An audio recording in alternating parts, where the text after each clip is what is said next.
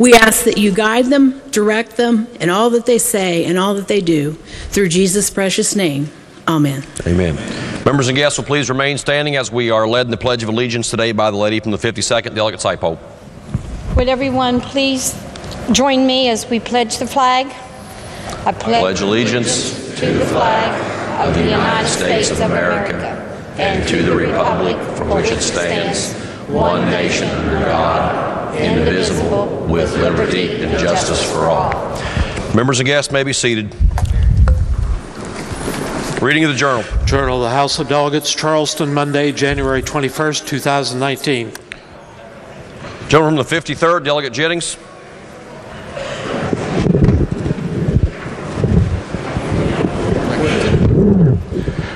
Thank you, Mr. Speaker. I ask unanimous consent that the further reading of the journal be dispensed with and that it be approved as have been read. Gentleman from the 53rd, Delegate Jennings, asks unanimous consent that further reading of the journal be dispensed with and that it be approved as having been read. Is there objection? Is there objection? Chair hears no objection. So ordered. Lady from the 49th. Thank you, Mr. Speaker. The Rules Committee has met and House Bill 2008 relating to nonpartisan election of justices of the Supreme Court of Appeals has been moved to the House calendar. Thank you. Introduction to guests. Lady from the 52nd, Delegate Side-Pole. Thank you, Mr. Speaker.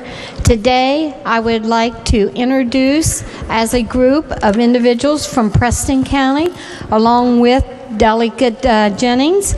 If they would stand, I believe that most of them's in the gallery here on this side. We have individuals from different organizations from our chamber, EDA, county commissioners, business owners, and Friends of the Cheat, and just good old Preston County citizens here to join us today. Also, I see with our seniors. So if the House would just please make them welcome.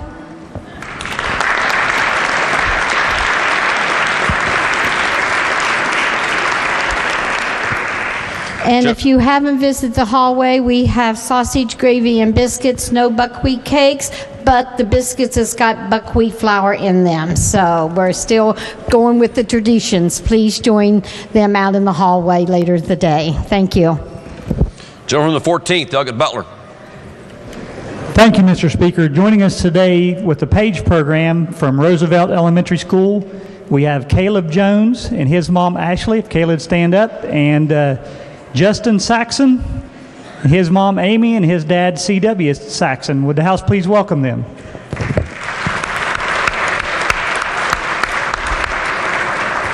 Gentleman from the 60th, Delegate Wilson. Thank you, Mr. Speaker. It's my profound honor today to introduce in the South Gallery our good friends from Leadership Berkeley. If the House would please make them welcome.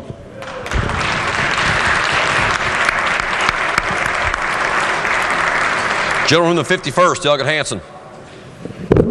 Thank you, Mr. Speaker. In the North Gallery today, recognizing the wonderful work that Watershed Associations do, and in particular Friends of the Cheat in Preston and Mon County, we have Executive Director Amanda Pitzer and Beth Warnick, and next to them, the Director of the Morgantown Public Library System, Sarah Palfrey.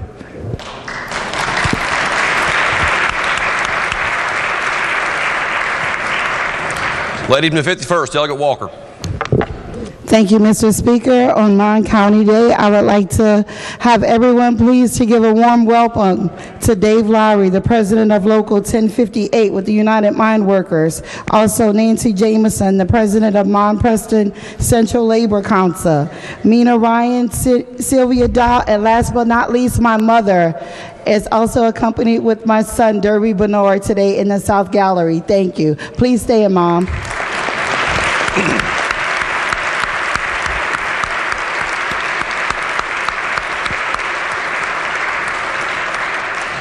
Gentleman from the 48th, Delegate Miley. Mr. Speaker, in the South Gallery, we have a couple of Harrison County residents. So on behalf of the delegates from the 48th, I'd like to introduce Bob and Millie Orsburn, who are down here advocating with AARP on the various issues that affect our seniors in the state. Would you give them a warm welcome?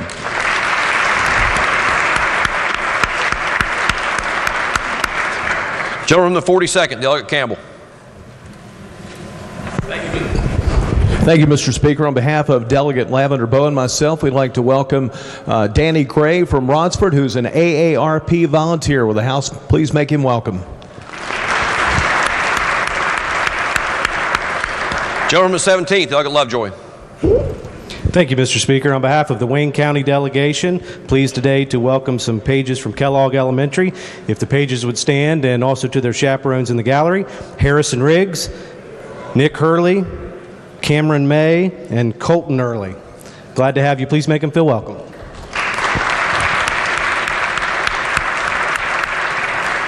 Gentleman 19th, Delegate Hicks. Thank you, Mr. Speaker. On behalf of all the delegates from Wayne County, I'd like to introduce some pages today, and they are also from Kellogg Elementary. These pages are Sophia Maynard, Naomi Maynard, Riley Maynard, Alex Walker, Jonah Harold, and Navia Harless. House, please make them welcome.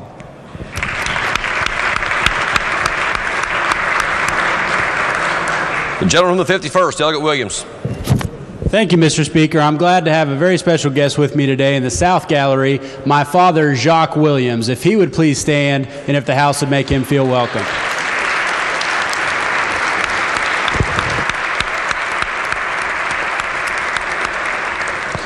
Lady from the 51st, Delegate Fleischauer. Thank you. We have some more guests from Mon County. I'm really pleased that the head of our Sheriff's Tax Office, Kelly Palmer, is here today. Would she please stand? And also my law school friend, Bev Kerr, who's here advocating for senior issues with AARP. Would they both stand again? And would the House please make them welcome?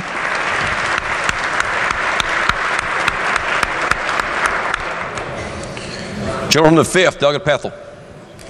Thank you very much, Mr. Speaker. In the West Gallery today, I have a good friend here, Abaya Whiston.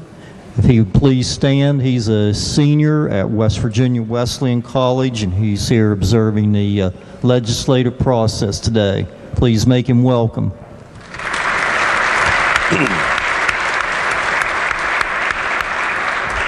Gentleman from the 19th, Delegate Hicks.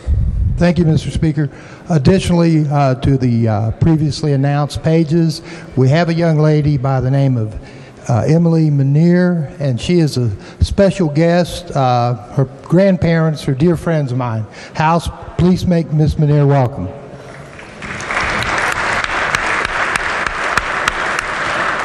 Further introduction to guests.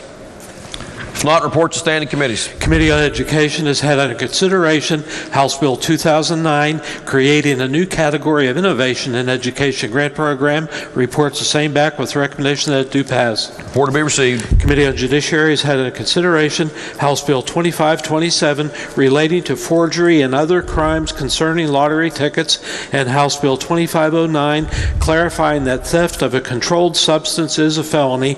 Reports the same back with recommendation that each do pass. Report to be received. Committee on Judiciary has had under consideration House Bill 2446, Blue Alert Plan, and House Bill 2435, authorizing the Attorney General to prosecute violations of state criminal law, recommended by the Commission on Special Investigations. Reports back committee substitutes, therefore, with the recommendation that the committee substitutes each do pass. Report to be received. Further reports to standing committees. Reports to select committees. Messages from the Executive. Messages from the Senate. Clerk of the Senate announces the passage by the Senate of Committee Substitute for Senate Bill 17, relating to probation eligibility. Report to be received. Bill be referred to the Committee on Judiciary. The Senate has passed Committee Substitute for Senate Bill 61, adding certain crimes for which prosecutor may apply for wiretap. Report to be received. Bill be referred to the Committee on the Judiciary. The Senate has passed Senate Bill 119, specifying documents not subject to discovery in certain proceedings. Report to be received. Bill be referred to the Committee on the Judiciary. Resolutions. House Concurrent Resolution 25, requesting the Joint Committee on Government Finance study the discrepancy between estimates and actual readings of electrical meters. Lady from the 49th. Mr. Speaker, I ask unanimous consent that the further reading of resolutions introduced be dispensed with, and that they be considered as formally introduced and referred to the appropriate committees as indicated on the chamber automation system. The lady from the 49th asks unanimous consent that further reading of resolutions introduced be dispensed with, and that each resolution be considered formally introduced and referred to the appropriate committees as shown on the chamber automation system. Is there objection? No objection. So ordered. Motions, petitions, bills introduced. House Bill 2574, repealing the soft drink tax. Lady from the 49th. Mr. Speaker, I ask unanimous consent that the further reading of bills introduced be dispensed with and that they be considered as formally introduced and referred to the appropriate committees as indicated on the chamber automation system. The lady from the 49th asks unanimous consent that further reading of bills introduced be dispensed with and that each bill be considered having been formally introduced and referred to the appropriate committees as shown on the chamber automation system. Is there objection? The chair hears no objection. So ordered. Unfinished business.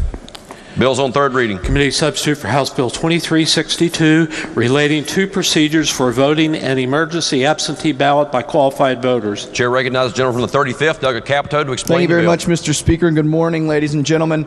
This bill deals with instances where certain voters in counties are unable to vote a ballot like many of us enjoy that opportunity. And so what this bill and what this code section does is it provides those situations in which we allow counties to implement policies to accommodate those situations.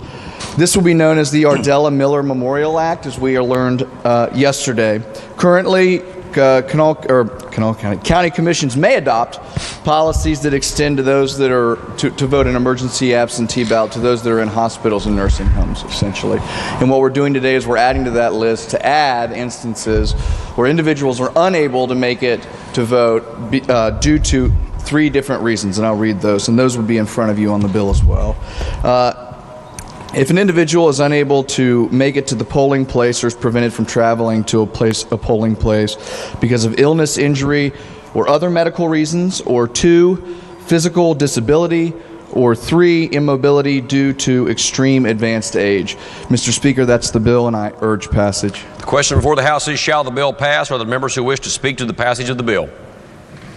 If not, the question before the House is, shall the bill pass? Those in favor will vote aye. Those opposed will vote no. The clerk will prepare the machine.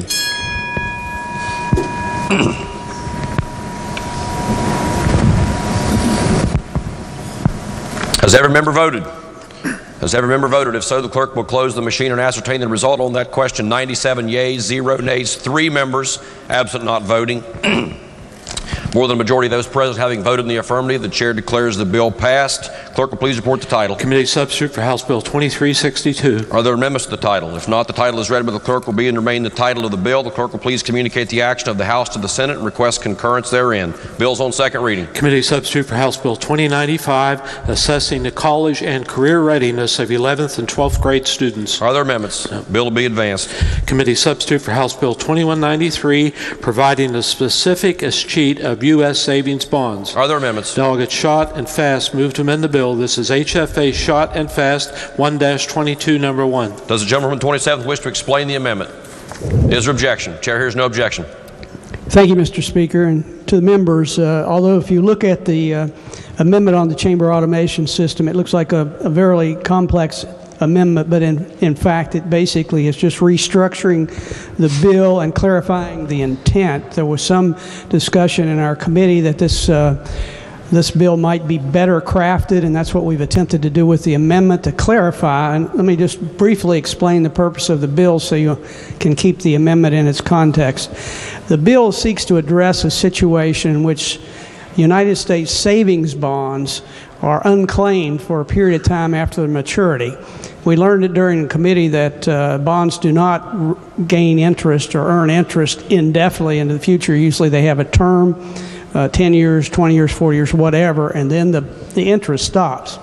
And the bill addresses a situation where that period has passed for 5 years and presumes that those are abandoned. And it seeks to implement a procedure by which our treasurer can recoup the earnings on those bonds and treat it like any other type of unclaimed property.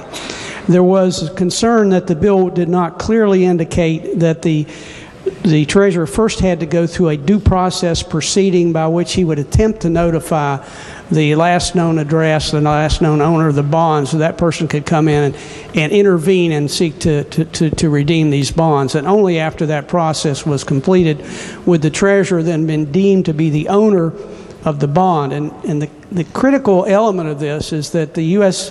government does not recognize your ability to redeem those bonds unless you're deemed to have title to the bonds. So the treasurer, which is currently in the possession of nearly $500,000 of these bonds, they're no good to anybody because the government does not recognize the treasurer's ability to redeem them and treat them as unclaimed property. And that's what the bill attempts to do, a process to allow the treasurer to do that. And then there's a further process already in code that anyone who has a claim to those and can file the claim in the normal procedure. So basically what we've done is simplify the structure and clarify the intent. Mr. Speaker, I urge adoption of the amendment. The question before the House is the adoption of the amendment. Are there members who wish to speak to the adoption of the amendment? If not, the question is on adoption of the amendment. Those in favor of the amendment will say aye. Those opposed will say no. The ayes have it and the amendment is adopted. Are there further amendments? If not, the bill will be advanced. Committee substitute for House Bill 2423, prohibiting certain sex offenders from being in a supervisory position over children. Are there amendments? No. Bill will be advanced. Further bills on second reading, bills on first reading. Committee substitute for House Bill 2005, Broadband Expansion Act of 2019. Bill will be advanced. Committee substitute for House Bill 2346, changing the licensing requirement for certain casino employees. Bill will be advanced. Committee substitute for House Bill 2360, placing the Athletic Commission under the Lottery Commission. Bill will be advanced. House Bill 2412, relating to criminal acts concerning government procurement of commodities and services. Bill will be advanced. Committee substitute for House Bill 2422, relating to the time for the observation of Celebrate Freedom Week. Bill will be advanced. House Bill 2459, exercising authority to exempt individuals domiciled within the state from certain restrictions contained in federal law. Bill will be advanced. House Bill 2462, issuing a certificate to correctional employees to carry firearms. Bill will be advanced. Further bills on first reading. Leaves of absence. Lady from the 49th. Mr. Speaker, for our colleagues Holland, Scaff, and Queen. Without objection, leaves will be granted. Chair sees no objection. Remarks by members of the House. Introduction of guests. Gentleman from the 16th, Delegate Limble. Thank you, Mr. Speaker. It is my pleasure to announce that, sponsored by the West Virginia Academy of Family Physicians and celebrating the 30th anniversary of the Doc for a Day program, our family doctor today is Kate Rector-Bennett, MD, of both Morgantown and Huntington, West Virginia. The House make her feel welcome.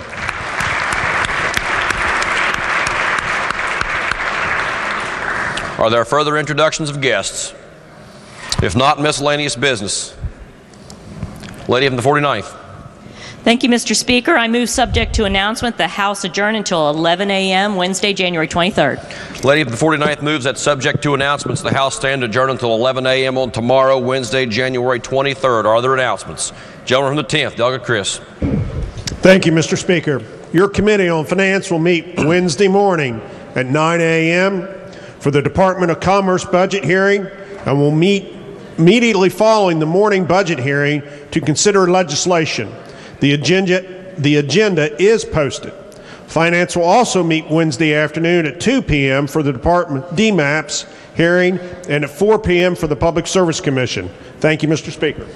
Gentleman from the 35th, Delegate Capito. Yes, thank you, Mr. Speaker. Your Committee on the Judiciary will meet tomorrow morning at 9 a.m. in the committee room, and the agenda will be posted. Thank you.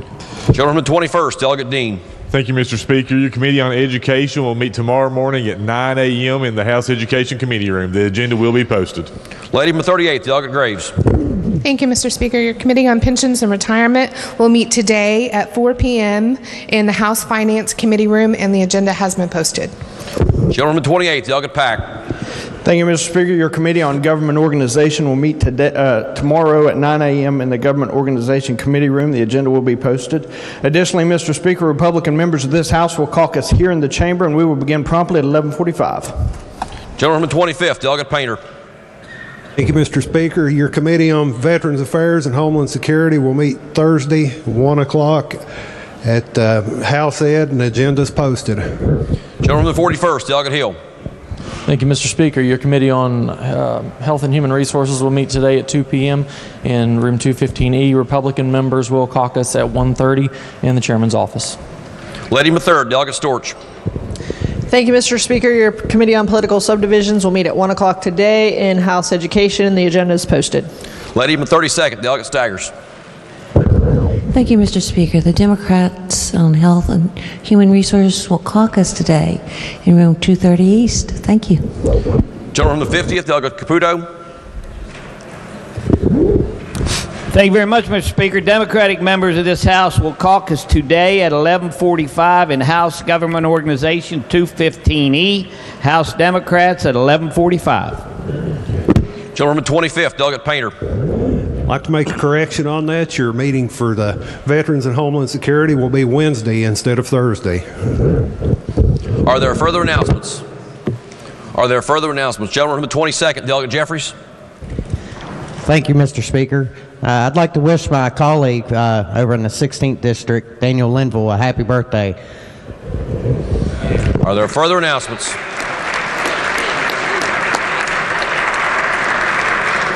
If not, the question before the House is the motion by the lady from the 49th that the House stand adjourned until 11 a.m. on tomorrow, Wednesday, January 23rd. Those in favor will say aye. Those opposed will say no. Ayes have it, and the motion is adopted. The House is adjourned until 11 a.m. tomorrow. To order. The Senate will please come to order. All those not having privileges of the floor will please vacate the chamber. For those on the floor and our guests in the gallery, please rise as we are led in prayer this morning by the Reverend Michael Eastep. He's the senior pastor at Suncrest United Methodist Church in Morgantown, West Virginia. And then please remain standing as we are led in the pledge this morning by the senator from Raleigh, Reverend Eastep. I invite you to pray with me. Eternal God, in whom we live and move and have our being, we seek your mercy upon this body today. For those who have been given great responsibility, we would ask that in your mercy they may be granted minds and hearts and wills that work for the common good, that increase your good justice, and that provides blessing to our most vulnerable.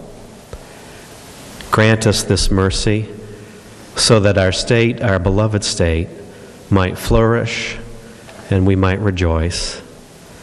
Lord, in your mercy, hear our prayer. Amen. Amen. Thank you, Pastor. Senator from Raleigh. With those in the galleries, please join us as we recite the Pledge of Allegiance to the United States of America. I pledge allegiance to the flag of the United States of America and to the republic for which it stands, one nation, under God, indivisible, with liberty and justice for all. Thank you. You may be seated. Reading of the Journal.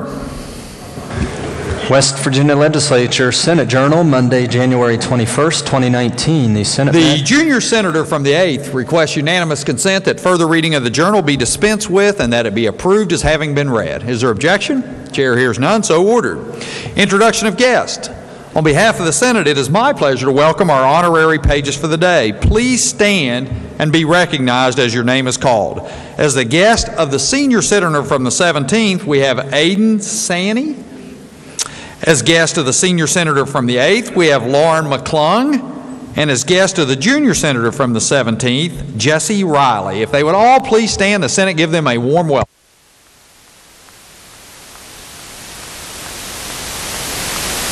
Thank you. You may be seated. Further introductions, the junior senator from the 17th. President, it's my pleasure and yours to introduce the doc for the day. Sitting in the rear of the gallery, we have with us Dr. Kate Rector-Bennett from Morgantown and Huntington, West Virginia, both, trained at both. If the Senate would give her a warm welcome. Thank you.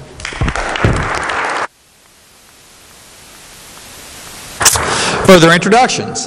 The senior senator from the 17th. Thank you, Mr. President. As you just announced, I have a page today. Aiden Saney and his mother is here, Jennifer Saney. If she could stand and the Senate make her for a welcome.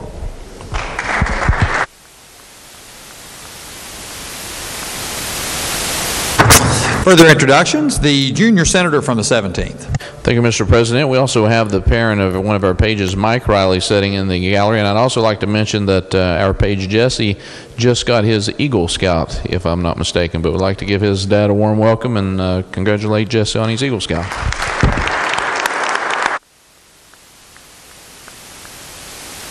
Further introductions. The senior senator from the 8th. Thank you, Mr. President. On your behalf, of my junior senator's behalf, one of our pages, Lauren, her mother is here today. If she would stand, Melissa Smith, let's give her a warm welcome.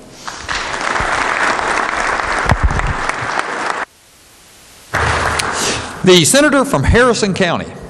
Thank you, Mr. President. It's my pleasure and the pleasure of my senior senator to introduce some very important people in the gallery today. You know, there's nothing more important than helping our senior citizens get along, mainly because we're all going to be here, some of us sooner than others. But with us today is the director of the Harrison County Senior Center, Beth Fitzgerald, the director of the Gilmer County Senior Center, Sally Mathis, William Ofield, and Clifford Marshall, also of the Harrison County Senior Center. Please make them feel welcome for the great job that they do.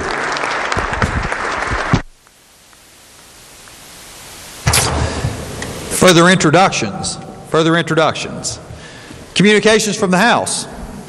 The Clerk of the House announced the passage by that body of committee substitute for House Bill 2190 modifying bail requirements. Message will be received and referred to the Committee on the Judiciary. House Bill 2311 exempting short-term license holders to submit information to the State Tax Commission once the term of the permit has expired.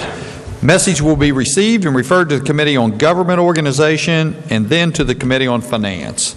Further communications from the House? No, sir. Communications from the Executive? There are none. Reports from standing committees? Your Committee on the Judiciary has had under consideration Senate Bill 258, establishing common law veil-piercing claims not be used to impose personal liability, and reports back a committee substitute for same, with the recommendation that the committee substitute do pass. Respectfully submitted, Charles S. Trump IV, Chair.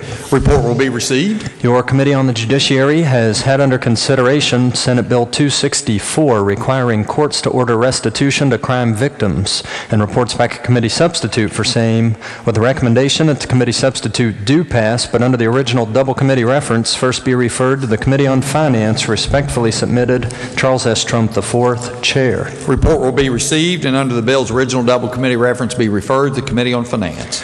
Your Committee on Natural Resources has had under consideration Senate Bill 317, authorizing 3 or more adjacent counties from Multi-County Trail Network Authority, and reports back a committee substitute for same, with the recommendation that the committee substitute do pass, but under the original double committee reference, first be referred to the Committee on the Judiciary. Respectfully submitted, Mark R. Maynard, Chair. Message will be received, or report will be received and referred to the Committee on Finance. Judiciary. Referred to the Committee on the Judiciary. That's all I have, sir. Reports from select committees. There are none. Introduction of bills. The junior senator from the 17th. Thank you, Mr. President. I ask unanimous consent that Senate Bills 386 through 393 be considered introduced, read by their titles, and referred to the appropriate committees as shown on the chamber automation system. Is there objection? Chair hears none, so ordered. Resolutions. Senate Concurrent Resolution 15 by Senators Tarr, Klein, and Seipolt, studying feasibility of requiring all state agencies that collect fees and fines to depose those funds in General Revenue Fund. Under the rules of the Senate, the resolution will lie over one day. Senate Resolution 14 by Senators Beach, Prezioso, Plymel, Baldwin, Stallings, Unger, Smith, Jeffries, Seipolt, and Swope, celebrating achievements and contributions of Monongalia County. The senator from Monongalia County. Thank you, Mr. President. I request unanimous consent that the resolution be taken up for immediate consideration, committee reference be dispensed with, and the resolution be put upon its adoption. The senator from Monongalia County requests unanimous consent that the resolution be taken up for immediate consideration, the committee reference be dispensed with, and that the resolution be placed upon its adoption. Is there objection? Chair hears none. The clerk will read the resolution. Senate Resolution 14, celebrating the achievements and contributions of Monongalia County and its citizens to the great state of West Virginia. Question before the Senate is adoption of the resolution. Is there discussion? The senator from Monongalia County. Thank you, Mr. President. Unanimous consent to speak to the resolution in lieu of having been read. Senator may proceed. Thank you. Thank you, Mr. President. Ladies and gentlemen, these folks at the back of the room here, if you'll all turn your chairs, wave to them, are all good friends of mine from Morgantown, Monongalia County, and they represent folks from Blacksville, Star City, Suncrest, the Suncrest area, who am I forgetting? Westover, Granville, I believe I said that, and Morgantown. Wonderful group of people who contribute to my community greatly. I do what I do down here for 60 days and interact with these folks on a regular basis. We have a former county commissioner, we have representatives of our CVB, and the list goes on and on. But, you know, we're home to WVU. We're home to folks that have helped develop the growth region for Monongalia County. And I speak on this subject each and every year because to me it's very exciting, because I do live in the third largest county population-wise in the state of West Virginia, who's offering things for the entire state that's in many ways life-changing. And I take a lot of pride in that. But in recent years, and I'm going to talk on the artistic side for a moment, and then I'll give the podium back to the president there. But in recent years, we've become an area that's starting to thrive in artistic statues, reliefs, and busts. And many of those projects in Morgantown were developed and crafted by our very own Jamie Lester in Morgantown, an artist who you may know, if you pull out your change in your pocket, developed the quarter for the state of West Virginia that we know and love today. But if you come to Morgantown, you are going to see statues of Jerry West, Don Knotts, Zachary Morgan, Jack Fleming, Robert C. Byrd, a bust of that, and many more. And of course, the famous mountaineer, which you find on the plaza there at the Lair on WVU campus. So folks, yeah, I'm very proud to know each and every one of these folks and happy to work with them on a regular basis, and I hope the Senator will make them welcome here in just a moment. Thank you, Mr. President. Thank you. Further discussion? The Senator from Preston County. Thank you, Mr. President. It's interesting that sometimes people will look toward Morgantown and the Monongalia County area, maybe, and I would say it would be with a little bit of jealousy. And I hear it across the district, I hear it across the state. And they'll say, well, how come they get an interstate exchange? How come they get a ballpark? How come they get a business park? And I say, you know what? Those weren't state tax dollars that built those things. That was their communities working together with the citizens, putting together TIF districts, being innovative in their approaches, and leveraging multiple sources and building smart. And I have to say that our hats are off to you. Monongalia County, by and large, has been a bright star throughout the entire state for decades now, and it's growing even brighter as time goes on. And we appreciate everything you've done and the hard work that you've put into it. Further discussion, the Senator from Wetzel County. Thank you, Mr. Chairman. I want to echo the remarks by the Senator from Monongalia and Preston that Monongalia County is a shining star within our state. They show growth. They show great attitude, and they're leading forward with a lot of technology and everything that we need to grow as a state. And I represent all the rural part of Monongalia County, and they're some of the most wonderful people that you will ever meet. And so I support this resolution 100% for Mon County, the shining star within our state. The Senator from Tucker County. Thank you, Mr. President. I'm only going to say one thing. Mon County is the home of the West Virginia Mountaineers, so that's all I'm going to say. Thank you. The Senator from Marion County. Mr. President, as a proud representative of the County of Monongalia, if you've had the chance to visit there, and I know many of you have, coming up for WVU football games or basketball games, you can see the growth exponentially every time you visit the county. You know, sometimes, as the Senator from Preston mentioned, we get a little bit spoiled up our way. We've got a world-class healthcare system with WVU Hospital and Ruby Memorial Hospital and Mon General. You know, we've got healthcare experts that have that are world-renowned. We also have world-class technology up there, and I think that's what grows the community. When you get a environment of learning and in a high-class university like that, you know, just like some other areas in the United States where you have universities and central hubs for technology, things tend to grow. And if you've had a chance to visit Monongalia County, you can see that growth. And it's all because of the people there.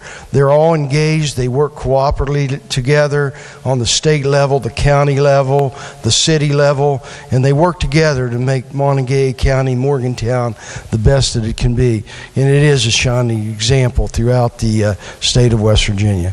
Mr. President, I fully support this resolution. Thank you. Further discussion, the Senator from Marshall County. Thank you, Mr. President. I, too, stand to support the resolution. Just like the Senator from Wetzel, I represent a portion of Monongalia County, the western half of Monongalia County.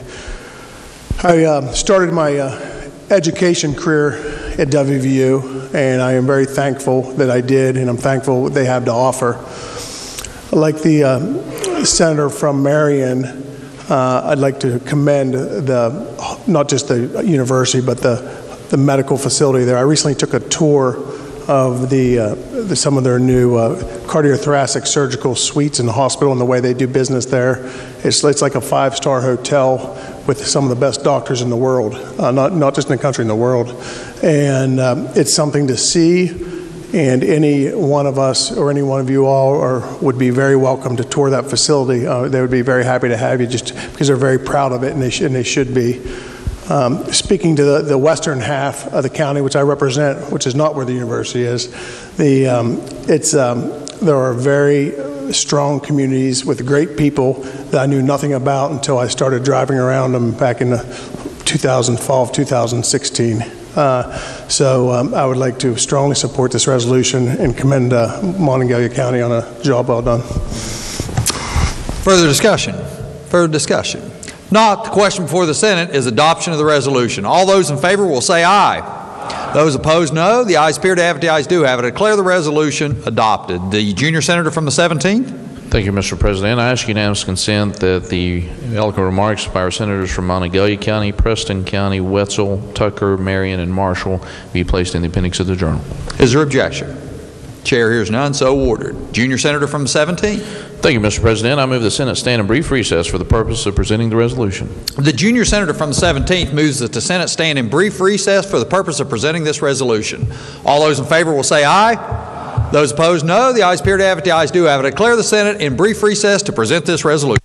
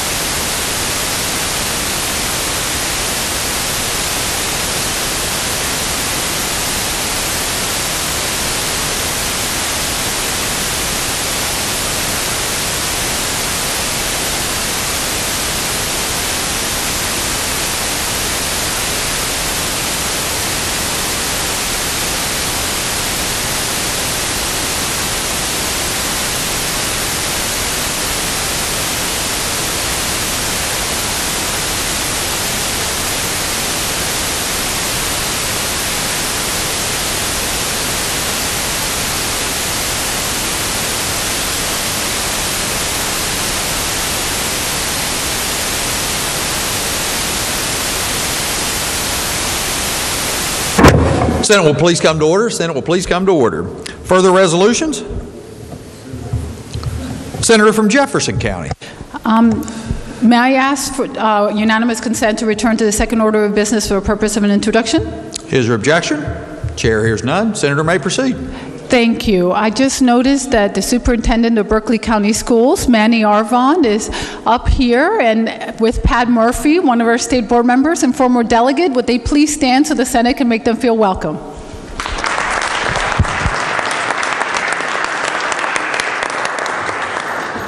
Further introductions? Further introductions? Resolutions. Senate Resolution 15 by Senators Seipolt, Smith, Plymel, Baldwin, Stallings, Unger, Beach, Jeffries, and Swope, designating January 22nd, 2019 as Preston County Day. The senator from Preston County. Thank you, Mr. President. I ask unanimous consent that the resolution be taken up for immediate consideration, the committee references dispensed with, and the resolution be put upon its adoption. Senator from Preston County requests unanimous consent that the resolution be taken up for immediate consideration, committee reference be dispensed with, and the resolution be placed upon its adoption. Is there objection? Chair hears none. Clerk will please read the resolution. Senate Resolution 15 designating January 22nd, 2019 as Preston County Day at the Legislature. Question before the Senate is adoption of resolution. Is there discussion? The senator from Preston County. Thank you, Mr. President. As many people know from my announcement yesterday and what we've seen in the hall, today was Preston County and Monongalia County Day. Now, due to the inconvenience of the construction at the Rotunda, of course, the two sides had to split up. There was the Preston County delegation, which received a resolution on the floor of the House before their chamber met. They are not going to be down here today, but nonetheless, I feel fitting to recognize that today is Preston County Day, and hopefully, in the near future, when the construction is completed, we will have buckwheat cakes on Preston County Day once again. I noticed there was a little groan yesterday when I announced we weren't going to have any. The theme of the resolution in the House, as was presented to us, centered around stewardship of the environment. And they talk about the Monongahela River being a recipient of the Cheat River, which travels north out of the mountains of Pocahontas and Randolph County and in through Preston County, and how during the past, prior to the Clean Air and Clean Water Act, we had a lot of mining operations going in those mountains, and the degradation of the streams in the river, and how the river had fallen into shambles.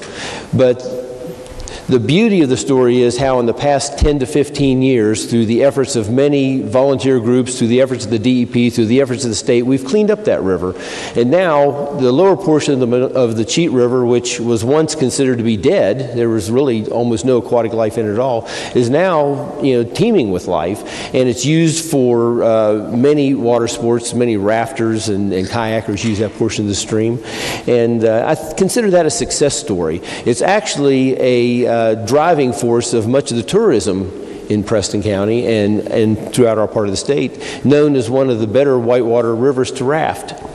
That being said, our hats are off to the efforts to everyone who's come together in our county and have kind of pulled itself up by the bootstraps, tried to provide opportunities, rail trail experiences, off-roading experiences, river experiences, and trying to bring commerce back into our state after the downfall of some of the greatest years that we experienced in the past. Now the mining's gone.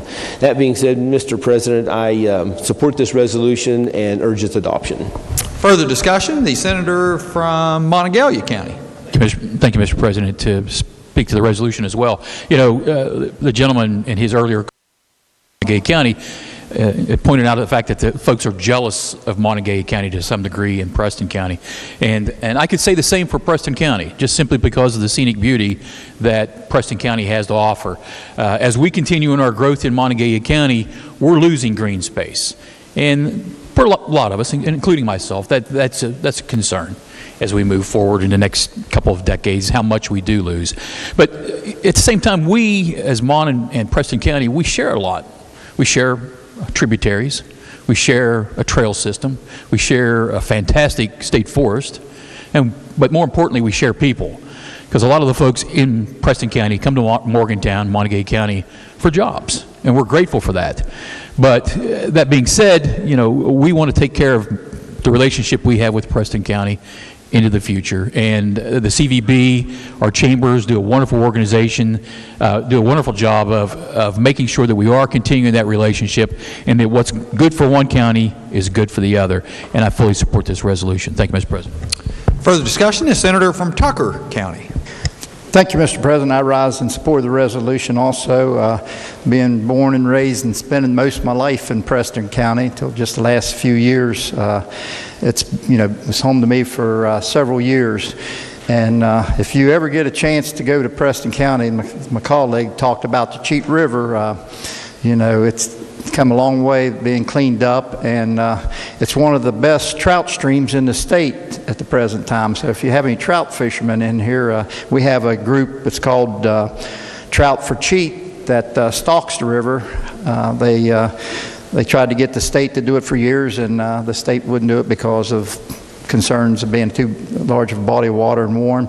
And the average trout that they stalk in there is 2 pounds. This is a trout fisherman talking, but that's just one of the assets there. But probably here lately, one of the most famous things we're come to acknowledge is they claim to have the worst roads in Preston County or in the state, and even declared a state of emergency for that county.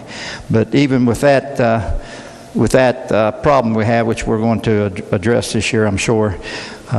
Like I said, Preston County, most of my family still lives there. My grandkids are there, and Preston County will always have a place in my heart because where my roots are at. And if you ever get the chance to go to Preston County, and we have one of the probably the largest zoo in the state. If you ever get a chance to go to the Vatter Zoo over there, it's worth the trip to take your children or grandchildren. It ranks right up there with the Pittsburgh Zoo and them because it's a more hands-on and easier accessible. But like I said, I'm proud to be from Preston County. That's where my roots are, and I support this resolution. Thank you, Mr. President. Further discussion? Further discussion? Not. Question before the Senate is adoption of resolution. All those in favor will say aye. Those opposed, no. The ayes appear to have it. The ayes do have it. Declare the resolution adopted. Junior Senator from the 17th. Thank you, Mr. President. I ask unanimous consent that the comments regarding Senate Resolution 15 from the senators from Preston, Montague, and Tucker County be placed in the appendix of the Journal. Is there objection? Chair hears none, so ordered. Further resolutions? No, sir. Motions? Petitions? There are none. Unfinished business? Senate Concurrent Resolution 12, naming the U.S. Army Corporal Leroy Young Memorial Bridge. Resolution will be referred to the Committee on Transportation and Infrastructure. Senate Concurrent Resolution 13, naming the U.S. Marine Sergeant Stephen E. Drummond Memorial Bridge. Resolution will be referred to Committee on Transportation and Infrastructure. Senate Concurrent Resolution 14, naming the William Bill Thurman King Memorial Bridge. Resolution will be referred to Committee on Transportation and Infrastructure. Senate Resolution 12, congratulating Ripley High School girls track team for winning the 2018 Class AAA State Championship.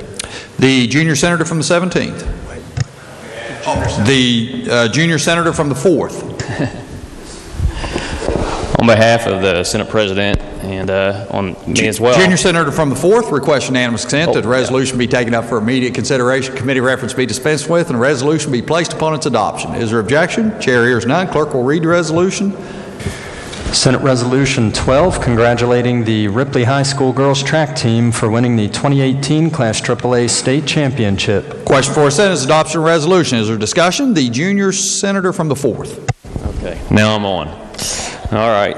On behalf of the Senate President and myself, it is my great privilege to congratulate the Ripley High School girls track team for winning the 2018 AAA State Championship.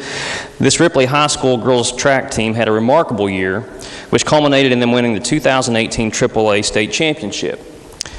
Ripley High School is the smallest of the 29 3A high schools in West Virginia.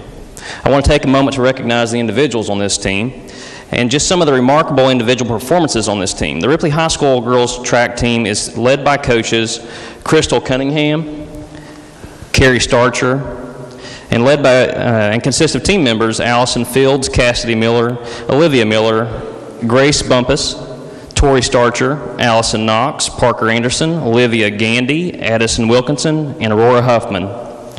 Allison Fields placed third in the 100-meter and 200-meter. Cassidy Miller placed 4th in the 300-meter hurdles, and Olivia Miller placed 1st in the high jump and 2nd in the pole vault. Grace Bumpus, Cassidy Miller, and Allison Fields and Tori Starcher placed 1st as a team in the 4x400-meter relay. Tori Starcher placed 1st in the 800-meter, 1st in the 1600-meter, and 1st in the 3200-meter, while setting a new state record of 44 minutes and 49.14 seconds in the 1600-meter. Tori Starcher was the meet point leader with 32.5 points and was named the Gatorade Athlete of the Year in West Virginia. This Ripley High School girls track team displayed its strong will and determination for an entire season, and is a shining example of what can be accomplished with hard work, dedication, and spirit. The 2018 Ripley High School girls track team will be remembered as one of the 2 best track teams ever assembled in West Virginia high school history. My Senate colleagues, please join me in congratulating the Ripley High School girls track team for winning the 2018 Class 3A state championship, and ask you to support this resolution. Further discussion? Further discussion? If not, question before the Senate is adoption of the resolution. All those in favor will say aye. Those opposed, no. The ayes appear to have it. The ayes do have it. Declare the resolution adopted. Junior Senator from the 17th. Thank you, Mr. President. I ask unanimous consent that the remarks by the Senator from Putnam be placed in the appendix of the Journal. Is there objection? Chair hears none, so ordered. Further unfinished business? No, sir. Bills on third reading. Engrossed committee substitute for Senate Bill 3, establishing West Virginia Small Wireless Facilities Deployment Act. Third reading of the bill. Question before the Senate is, shall the bill pass? Is there discussion? The Senator from Nicholas County. Thank you, Mr. President. The committee substitute for Senate Bill 3 that is now before us does the following. It establishes the West Virginia Small Wireless Facilities Deployment Act. It makes several legislative findings regarding the necessity of using small cell technology if we are to broaden our communications and broadband systems throughout the state of West Virginia. The bill defines numerous terms used throughout the act. It establishes a process for wireless providers to access public rights-of-way. Cities may implement design guidance to compensate for historic areas and deal with problems such as unsightliness. These guidelines may not be discriminatory and must be reasonable. It sets rights-of-way access fees for annual rent per pole at $25. It establishes a permitting process to be implemented by a municipality. It establishes attachment procedures for utility pole and sets the annual rent at $65 per pole. It establishes an application fee of $200 for the first 5 poles. Then $100 for each pole thereafter. Every 5 years, the fee may be adjusted upwards by 10%, rounded to the nearest $5. It mandates that nothing in this bill should be construed to interfere with the laws relating to cable industry. Mr. President, I urge adoption of the resolution. We'll take any questions and try to answer those. Further discussion? Further discussion? If not, question before the Senate is, shall the bill pass? All those in favor will vote yea. Those opposed will vote nay. The clerk will prepare the machine.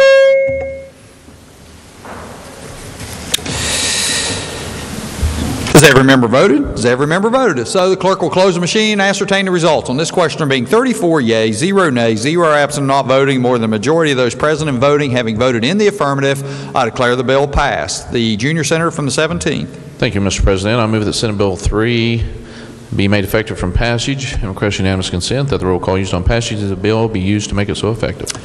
The junior senator from the 17th moves that the bill be made effective from passage and requests unanimous consent that the roll call used on passage be used to make it so effective. Is there objection?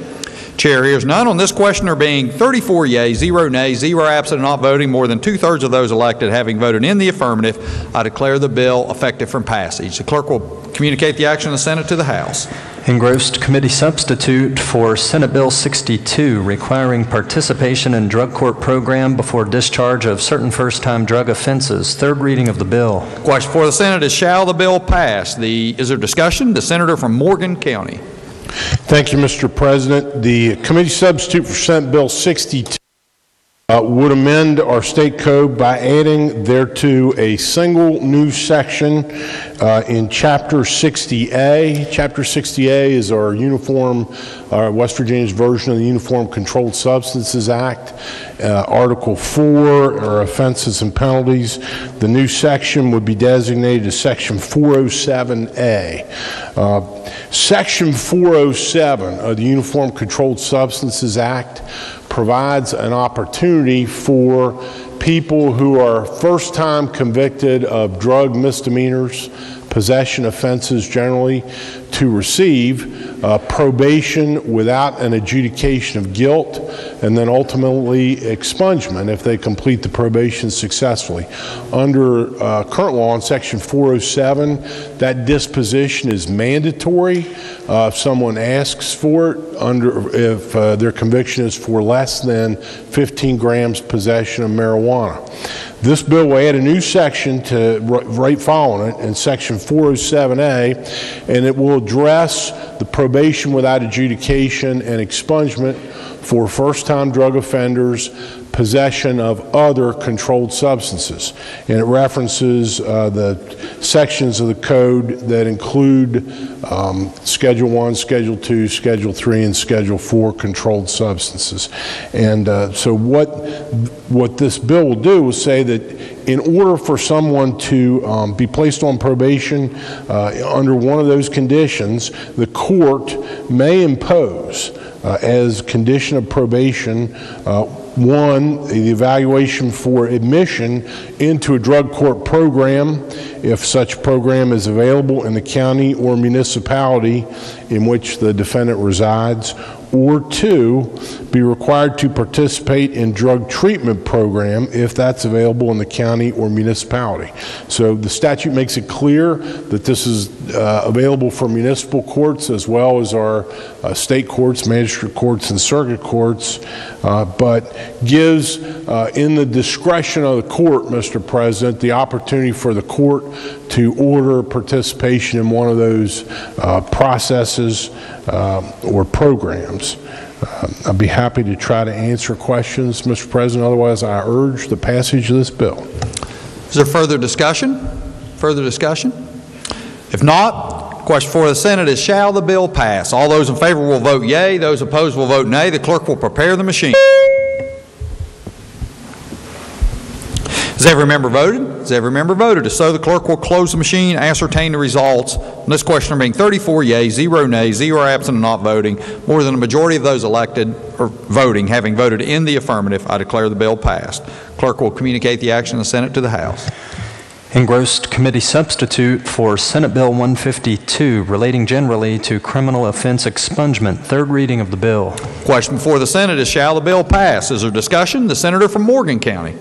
Thank you, Mr. President. This is committee substitute for Senate Bill 152 is an important policy question for West Virginia, and this will represent a pretty dramatic expansion of opportunities for expungements for citizens of West Virginia in certain circumstances. It amends and reenacts the section of the code that addresses expungements generally. And that's Chapter 61, Article 11, Section 26. The bill will also repeal an article of the code that this legislature adopted a year or 2 years ago, and I'll address that in a minute, but it repeals Article 11B of the code, which has 5 sections in it. Under current law, in West Virginia, the circumstances when someone who's been convicted can ask for expungements are pretty narrow. Really relates only to misdemeanors, and under current law, only if the offense was committed while the person is between the ages of 18 and 26. There really is no opportunity under current law in West Virginia for an application for a misdemeanant who was older than 26 at the time the offense was committed, or a person who's convicted of any felony, to have a court consider an application for expungement unless there's a pardon. If a governor pardons a person for the offense, then expungement is available. This bill will change that, and it will open up. It's similar in many respects to a bill that was passed out of the Senate a couple years ago. It was Senate Bill 76. But this bill will allow, generally speaking, people who've been convicted of nonviolent felonies, and there are a bunch of exclusions to that. I'll get to those and go through them momentarily. But for people who've been convicted of nonviolent felonies, who have lived an exemplary life thereafter for a required period of time, to ask for the possibility of having an offense expunged. So there are temporal requirements in the bill. So for misdemeanors, a person could not be eligible to ask for expungement until a year after the completion of any sentence that was imposed. And so if that's a jail sentence, it's a year after the jail sentence ends. If it's probation, it's a year after the probation and supervision ends. For felonies, there's a 3-year requirement. And you have to, and there are exceptions to that. I'll come to that in a minute. But generally speaking, it can't be considered, you can't petition for it until 3 years have passed from the time that a person has completely paid his debt or obligation to society. And it's not done in a vacuum. There's a requirement of notice. Notice requirements are given to the law enforcement agencies, the prosecuting attorney, petition filed with the court. The court under this has the opportunity, if it's been 3 years or more, to enter a preliminary order of expungement, and which can become final, but only if the person goes another 5 years without reoffending in any way. Then they can ask for their expungement to be made final. Based on an amendment we did on the floor yesterday, if it's been 8 years from the time that when the petition is filed, the court can move directly to final expungement. There are offenses for which a person is not eligible to ask for expungement or have an expungement. And they are, I'll go over them because I want the members to understand. I want to compliment the sponsors of this bill who brought it to the Senate. And I think it's a reasoned and balanced effort to allow us to express a policy of redemption. You know, I think many of us believe in that. There are people who change the course of their lives. And this bill is designed to reward those people, the people who do that, by giving them essentially a second chance at living the American dream in our society, opportunity for employment. But it's balanced by the fact that there are certain offenders, people convicted of certain offenses that should not be considered for that because they're dangerous or otherwise. And so the exclusions are, 1, any offense of violence against a person, and that's defined in the bill, a big long list of offenses, or even any misdemeanor offense if it involves the intentional infliction of physical injury upon a minor or a law enforcement officer. Those persons would not be eligible for expungement in any circumstances. 2, any felony offense when the victim of the crime was a minor. 3, any misdemeanor offense which violates provisions of Chapter 61, Article 8B1 et seq. Article 8B of Chapter 61 are sexual offenses. There are going to be no expungements under this bill for those sexual offenses, including where the victim was mentally or physically handicapped, or where the petitioner was 18 years of age or older, the victim was 12 years of age or younger. Even misdemeanor offenses would not be expungible. 4, Any offense where the petitioner used or exhibited a deadly weapon or dangerous instrument. So that's excluded. 5, any violation of 61-228. Those are the statutory definitions, offenses of domestic battery and assault. They are not expungible, and the exception includes any offense which violates 61-29B or 9C of the code. Those are regular assault and battery, where the victim was a spouse, a person with whom the person seeking expungement had a child in common, or with whom the person seeking expungement ever cohabited prior to the offense. So all forms of domestic violence, domestic battery, are excluded from expungement opportunity in this. There is an exception for any offense of driving under the influence of alcohol or controlled substance.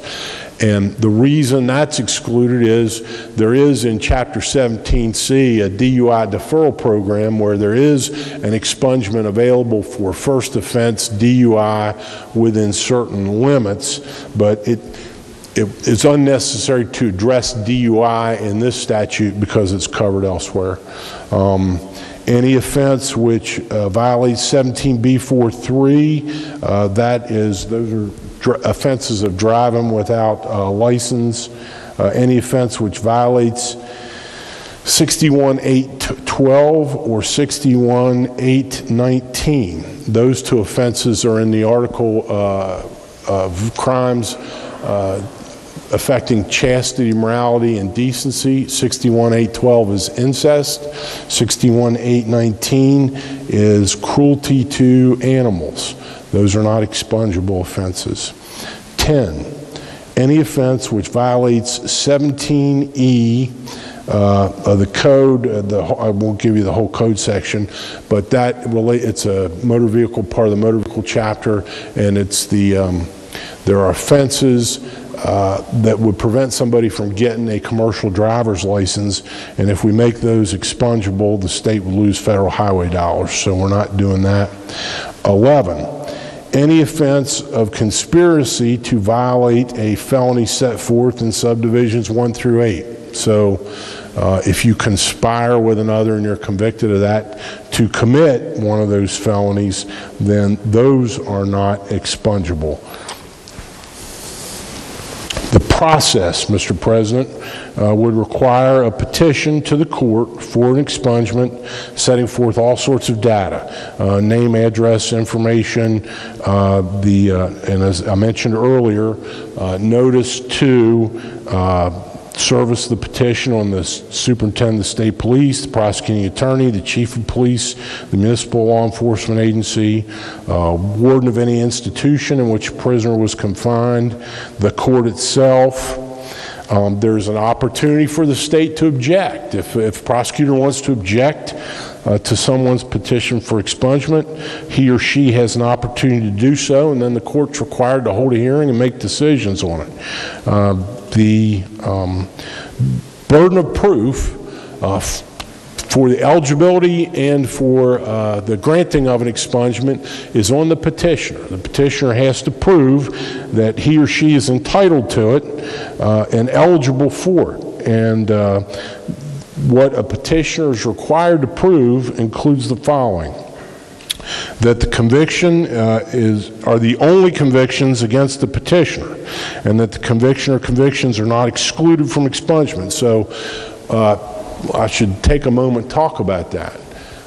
We're talking about one-time offenders. This process isn't going to be available to somebody who has, over a period of years or longer, multiple transgressions of the law, multiple convictions. So they have to prove that they don't have other convictions and that the requisite time period has passed, that the person has no pending criminal charges against him or her. The petitioner has, by his or her behavior since the conviction, evidence that he or she has been rehabilitated and is a law-abiding member of our society, and any other facts necessary and appropriate to be considered by the court, then the court has the opportunity to have a normal court process. Hearings if necessary, witnesses.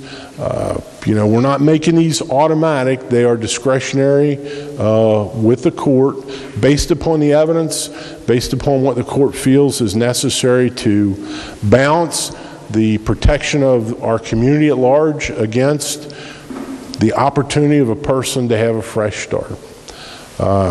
I think it's a good bill. I think it's a balanced bill, and I'll say again, Mr. President, I want to compliment the bill's authors and sponsors, and I think it's a humanitarian effort, balanced by the need to maintain a level of public protection of the citizens of the state. I'd be happy to try to answer questions. Otherwise, I urge the bill's passage. Is there further discussion? The senator from Wood County. Thank you, Mr. President. Would the chairman yield for just a... Senator yield. The senator does yield. I appreciate that presentation. It was I learned a lot from that. I just had a question, a couple questions. One about in terms of how long after, I guess, serving the jail time, or they're finished with serving their jail time, how long after they can petition the court for the expungement. I heard 1, 3, 5, and 8. And it's all the above. So for misdemeanor, for an offense which is a misdemeanor, if you're eligible, 1 year. 1 year once you complete. For a felony, you could get a preliminary order of expungement if 3 years have elapsed. That is sort of like puts you in a holding pattern because you don't get a permanent expungement until another 5 years pass. So a total of 8 there. And if when you petition it's already been 8 years, then you can sort of skip the preliminary step and a court could go right to a final if it's been 8 years. That was the amendment that we adopted yesterday. Okay, so it's one year for a misdemeanor, then essentially 8 for a felony. Correct. As long as it's not in the list that you read at the end. As long as a person is otherwise eligible. So if a person has a criminal charge pending against him, he's not going to get expungement of his offense from 8 years ago. If his offense from 8 years ago was a second offense and he had an offense 15 years ago, he's not going to get an expungement of either one. So one-time offenders only? Yes, sir. Okay. Just one last thing. So if you're expunged, your record's expunged of a misdemeanor or felony, whichever one, this one-time thing. What privileges do you now have that you didn't have with, especially a felony on your record? What are a few privileges that you now have? Well, as many people know, under both state law and federal law, a person who has a felony conviction is prohibited from owning or possessing a firearm. So that is a right that could be restored if a person receives petitions for and receives an expungement. Voting in West Virginia would not be an issue because in West Virginia, under our current law, once a person has served his whole sentence, his right to vote is restored de jure, automatically under our law when that happens. So I couldn't honestly say it does anything to restore voting rights because our law provides for that, unlike Virginia's and some other states where there's a permanent bar. If you go into interview with an employer and they ask you, do you have a record, have you committed a misdemeanor or a felony, if your record's been expunged, you can answer no. You can answer no, and the statute specifically provides for that. That it is not, it is not a violation of law in any way to answer no. Okay. All right. Thank you very much. Thank you, Yes, Mr. sir. President. Further discussion? Further discussion? If not, question for the Senate is, shall the bill pass? Oh, excuse me. The senior senator from the 8th. Thank you, Mr. Chairman. May I address the bill? Senator may proceed. You know, I was going back and I was thinking about this piece of legislation when we passed it in 2017. I really did believe that it was, that we were making the right decisions for the people of West Virginia and the people that, individuals that had either a misdemeanor or a nonviolent felony offense against them. It was the first bill in the session, my first time here, that was passed, and I'll tell you what, I learned a lot from it. I learned the process, how it works, and I'm very thankful for that. I also learned that dealing with conflicting ideas between the House and between the Senate, that there was always some kind of resolution that could come up, that we could come to, and from both parties also. But I always believed after the legislation was amended from the House, I always believed that we needed to come back and get closer to what the original intent of the bill was. And here we are, 2 years later, and we are doing that. Mr. President, I really do believe that we have carefully crafted and written this law to protect the public. Yes, the amendments that we passed yesterday, as the chairman from the judiciary had mentioned, with his direction, I believe we've made it stronger, and I believe we've made it fair. I was thinking about this last night, and how this legislation came across to me 2 years ago. I can remember that I was working on the west side of Charleston in 2016, right before the flood happened. And I was working on a program called Project West Invest. And a friend of mine, Corporal Ariel Randall from the Charleston Police Department, he had paired me up with this young man to work on a house. Got to work with all of them, but this one young man stood out to me. He was very eager to learn, and he was a very polite person. As we worked, I could tell that he started talking to me about his childhood, violent childhood, absent parents, poor choices that he had made as an adult. And one thing that he made clear to me, he said, "Glenn," he said, "those were my choices that I made." And I can remember him asking me, "Do you think that I'll ever be able to lead and have another normal life? Do you think I'll ever be able to start a family, to have a home, to be proud to be a place in this world?" Well, I can tell you today that he is paroled. He's been on parole been out of parole for 3 months now, and he was excited about this bill that was coming up. And I also got a phone call last week about the piece of legislation, as the chairman addressed, about offenders that have already been out for a number of years. He was inquired about that, and that's what brought this about. He's excited. If this legislation passes, and it passes the House and the governor signs it, he'll be able to automatically ask for expungement. He told me that, he said, "I've had job opportunities." He's been clean and free for almost 12 years now. "I've had job opportunities, and when they look on my record and they see that felony charge, I have not had that chance to be able to obtain that job." Our state, we expect a lot from our offenders to deserve a second chance. There's a number of things that they must prove that the judiciary chairman spoke about. It's a high bar that we have set for second chance legislation. I believe if this legislation is successful, our state will gain so much. And we too will gain a second chance. A chance to welcome productive, grateful, full citizens back in to our society. But most importantly, we may get a second chance to see their lives bright with hope, and a future for their lives.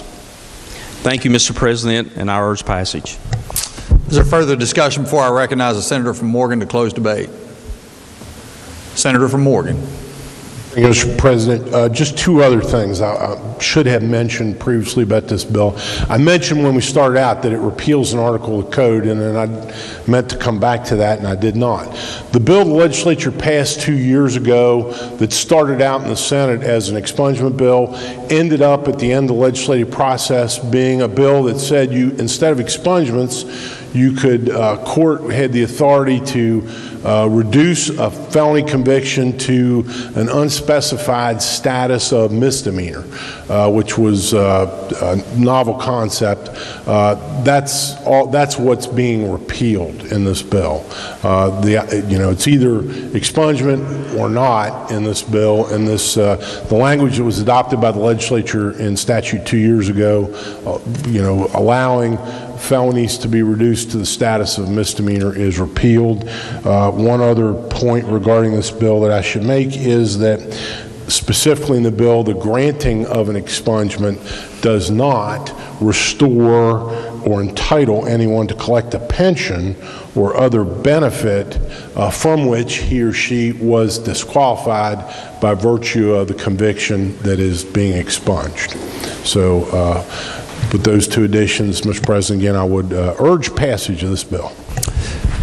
Question for the Senate is, shall the bill pass? All those in favor will vote yea. Those opposed will vote nay. The clerk will prepare the machine.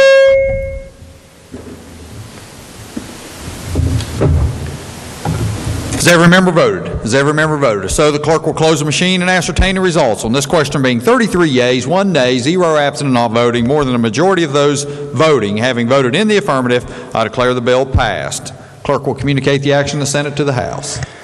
Engrossed committee substitute for Senate Bill 240, repealing certain legislative rules no longer authorized or are obsolete. Third reading of the bill. Question before the Senate is, shall the bill pass? Is there discussion? The senator from Morgan County. Thank you, Mr. President. The committee substitute for Senate Bill 240 does exactly what the short title said. It repeals a number of series of legislative rules that are actually determined by the agencies that promulgated the rules to be unnecessary, archaic, or obsolete.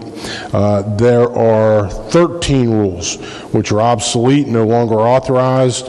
Rules from the Department of Administration, legislative rule relating to the P-card program, DEP rules relating to abandoned mines reclamation, DEP rule relating to certification of gas wells, military affairs and public safety rule relating to procedures for determination of projected cost per day of inmates incarcerated in regional jails, some rules from the Department of Tax and Revenue and the Insurance Commission rule relating to health insurance benefits, for craniomandibular disorders, Insurance Commission rule relating to guaranteed loss ratios as applied to individual sickness and accident insurance programs, an Insurance Commission legislative rule relating to the external review of coverage denials, an Insurance Commission legislative rule relating to mental health parity, an Insurance Commission legislative rule relating to small employer eligibility requirements, a Department of Transportation rule addressing eligibility for reinstatement following suspension of driving privileges, a Board of Social Work Examiners legislative rule relating to applications, a Division of Labor rule relating to hazardous chemical substances, a Division of Labor rule relating to Safety Glazing Act, 13 rules in all, which the agencies, Mr. President, have determined are obsolete, archaic, or in many cases have been superseded by subsequent rules and just remain on the books. So this bill will clean up our state administrative code. I'd be happy to try to answer questions. Otherwise, I urge its passage. Further discussion? Further discussion? Not. Question before the Senate is, shall the bill pass? All those in favor will vote yea. Those opposed will vote nay. The clerk will prepare the machine. Has every member voted? Has every member voted?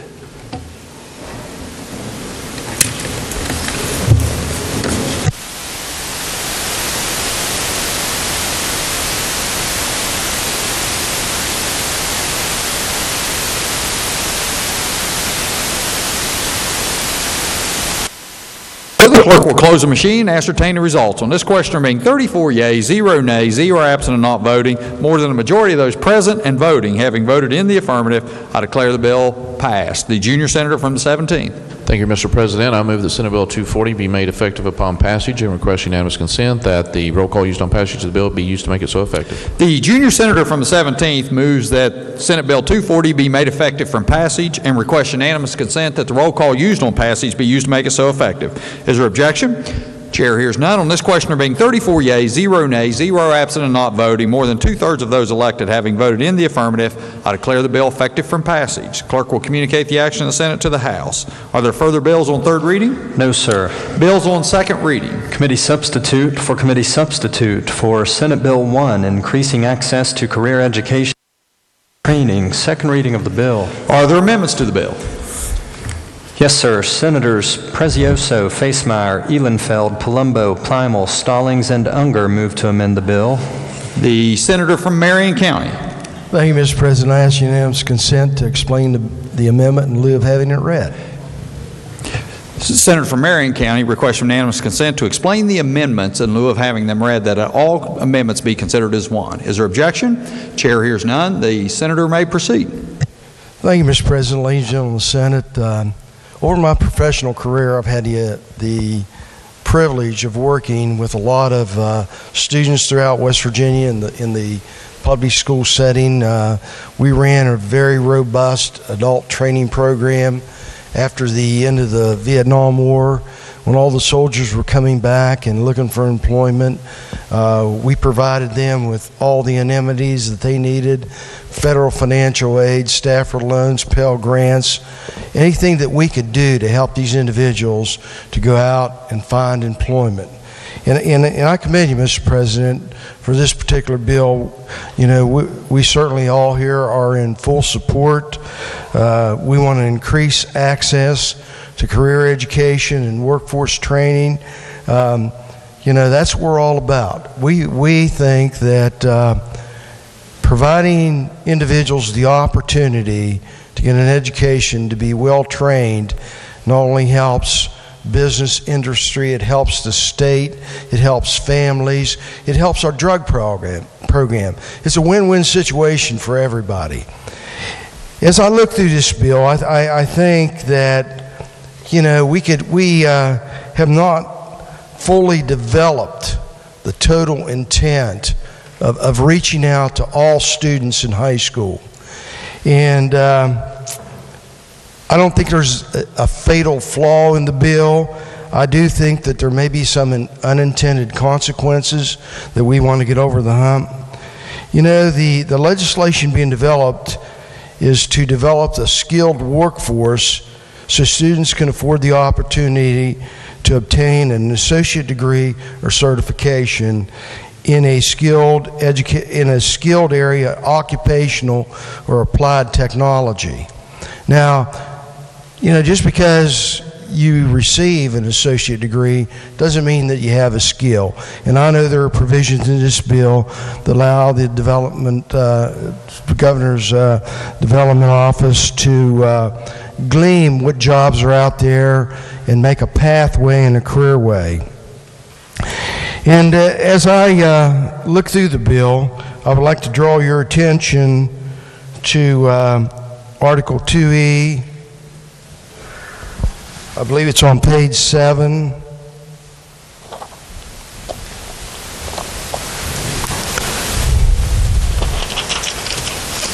Legislative intent. You know, it's pretty clear to me that preparing West Virginia students to achieve a post-secondary career education and to excel in the workforce is a responsibility shared among all state education agencies and institutions. I think it's very clear. That's the first bullet point that was provided through the legislative intent. As we look down to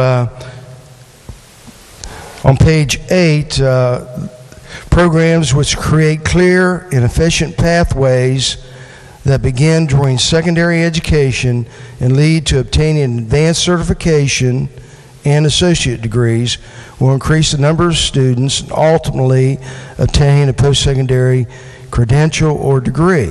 I think it's very clear, it's very admirable, it's very clear what we want to do. I think we can go further though. As we look at the higher education system, we know that it's fragile. We know that we've been told that we're losing public school students. Superintendent of schools was up in finance the other day and, indicated we've lost a large amount of students in our public school system. As we look at community colleges and our four-year regional institutions, it's very clear that they are losing students. They're competing for students. And all students would love to go to college, I assume, but college may mean something different to you as it does to me. I may want to go get a four-year degree. I may want to become a teacher, a lawyer, a doctor. And we should provide those opportunities. But, there are so many areas in the workforce out there that people can make really good living, support families, make a lot of money, plumbers, carpenters, electricians. And, we've seen a lot of our jobs outsourced throughout the years, even out of our country, let alone out of state. But when a house or a building needs to be built, you need skilled laborers to do the plumbing, to do the electrical work, to do the things that we need to do to build the infrastructure that we so desperately need. And all of us know that our crumbling infrastructure in the state of West Virginia needs to draw some attention to it. So as I look at this Senate Bill 1 and all the things that we're trying to do and things that we don't intend to do, we don't want any unintended consequences, we've got to make every avenue available for every student. And when we look at our declining enrollments, both in the public education sector and in the higher education sector, there's a target population out there that we're trying to reach. And it's not a large target population. And we have to afford the students that are left now in our school system the opportunity to obtain whatever career path that they may want. We don't want to create an atmosphere of competition where we're putting the four-year institutions against the two-year institutions, because there's only a certain amount of students out there. And we ought to let the student in high school make that decision on where do they want to go? Where do they want to obtain their higher education? We've got to give them every avenue to get an associate degree on, maybe eventually into a baccalaureate degree. So as I look around and what we're trying to do, I sort of resent the idea that we're putting the legislature in a position to pick winners and losers. Who will be the winners in this? Who will be the losers in this? One of the problems that I've foreseen over the years is the fact that, I was here in the early years when we were trying to break down the barriers, we were trying to break down the fences between public education and higher education, and create a streamlined educational process where we take the student from, probably at birth through an adult career education program. Education never ends. It's always a learning process. But we ought to give that individual the chance to do that. And as I look and see this population out there, which is not a large target population, and I know that we're going to hear that this is going to add additional costs to the bill if my amendment passes. I just don't see it that way. I seem to think that you have a target population out there that want to go on to higher ed, whether it be the community college or the 4 years, and it's all relevant, and what they pick and choose will be the same amount of students. You're not going to double the process by allowing the 4-year institutions in. And when I look down at our situation, we see, let me get back to where we were on a point that I tried to make before. If in fact we had a higher ed policy commission that was intended to see the vision for the entire higher education process, whether it be the 4-year institutions or the community college, they would sort of be a gatekeeper. I know we're going to hear the argument, well, associate degree programs should be in the community college. Well, I'm not going to argue that.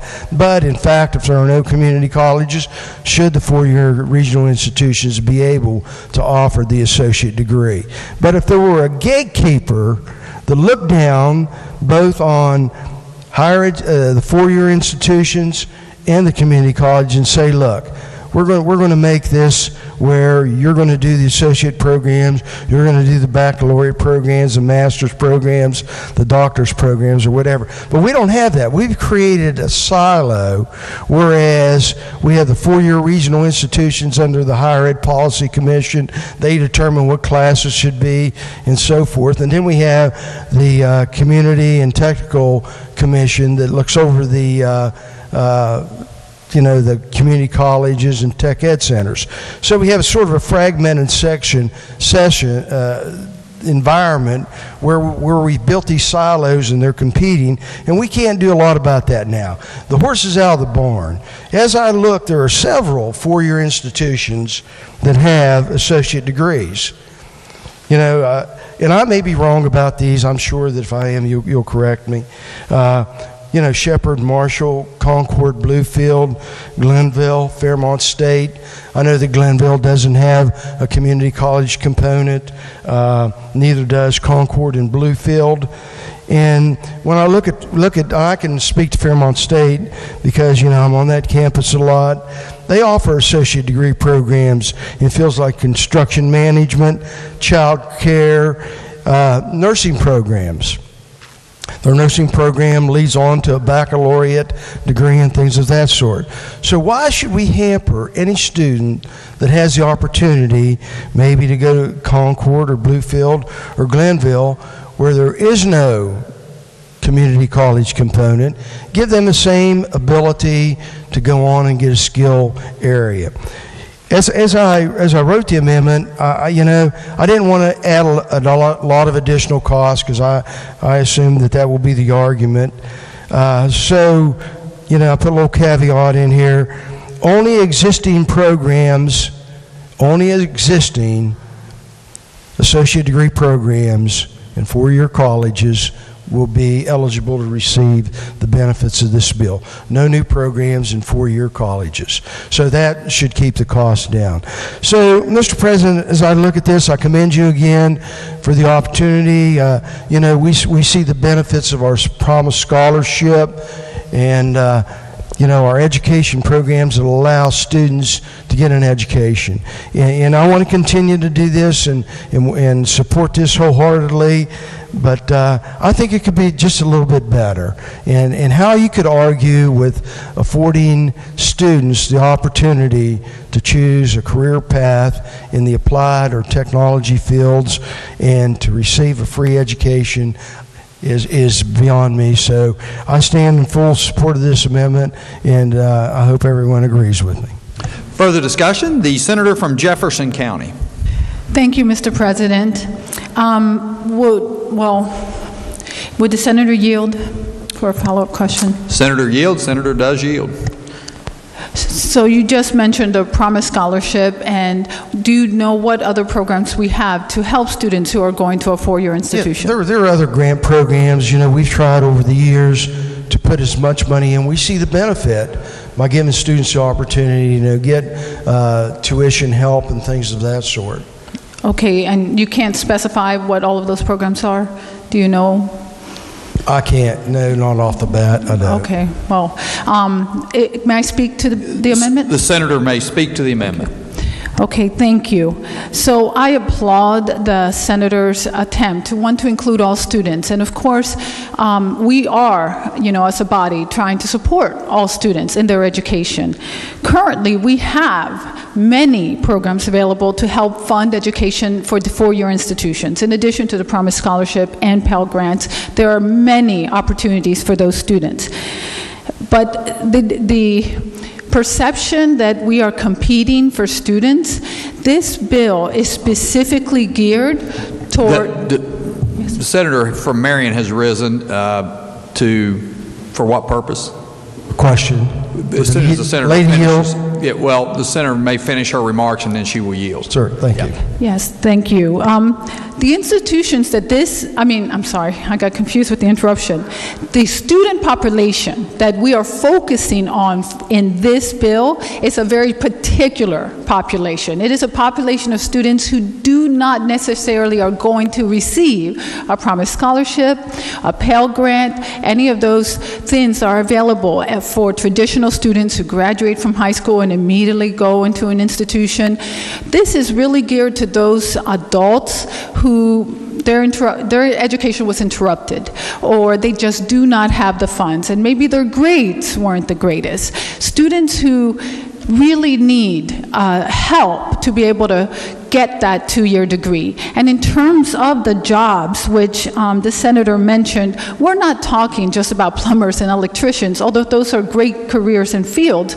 We're talking about fields in which we need trained employers, which is the reason for why we have the Commerce Department, with the collaboration of other institutions, determine what are those areas of critical need. We're talking about high-tech careers, very specified careers, that we're trying to encourage a trained workforce in those careers so we can keep those jobs here in West Virginia. So this isn't just helping anybody and everyone, although we are very happy that there are so many choices, especially when it comes to associate degrees and certifications. This is a very limited scope bill with a lot of conditions, as the senator probably knows. We have the intention of helping everyone.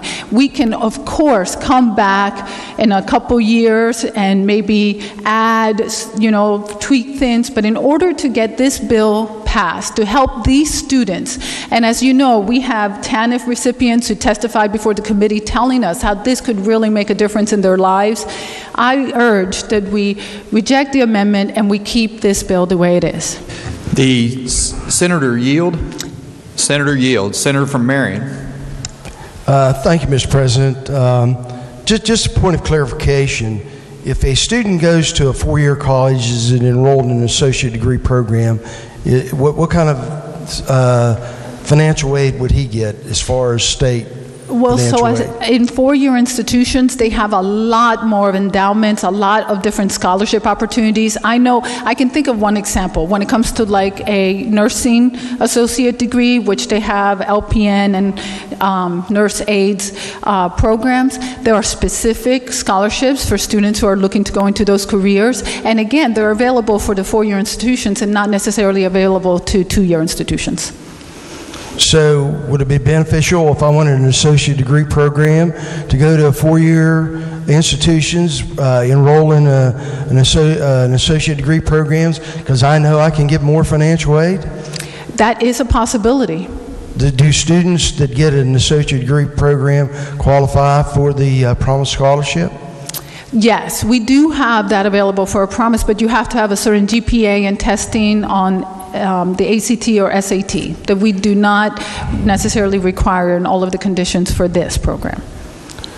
So all students don't qualify for a Promise Scholarship? No, they do not. And all students don't qualify for certain grants? That's right. But they do want to go to a four-year college to get an associate degree?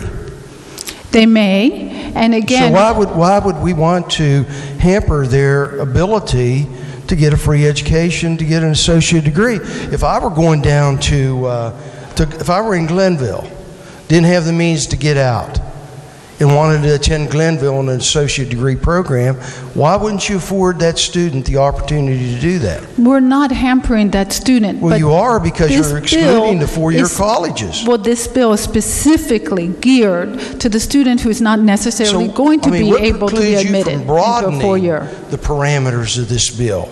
You know, why not make it better? Don't you think it would make it better if you gave that student at Glenville the opportunity to attend Glenville college and receive an associate degree?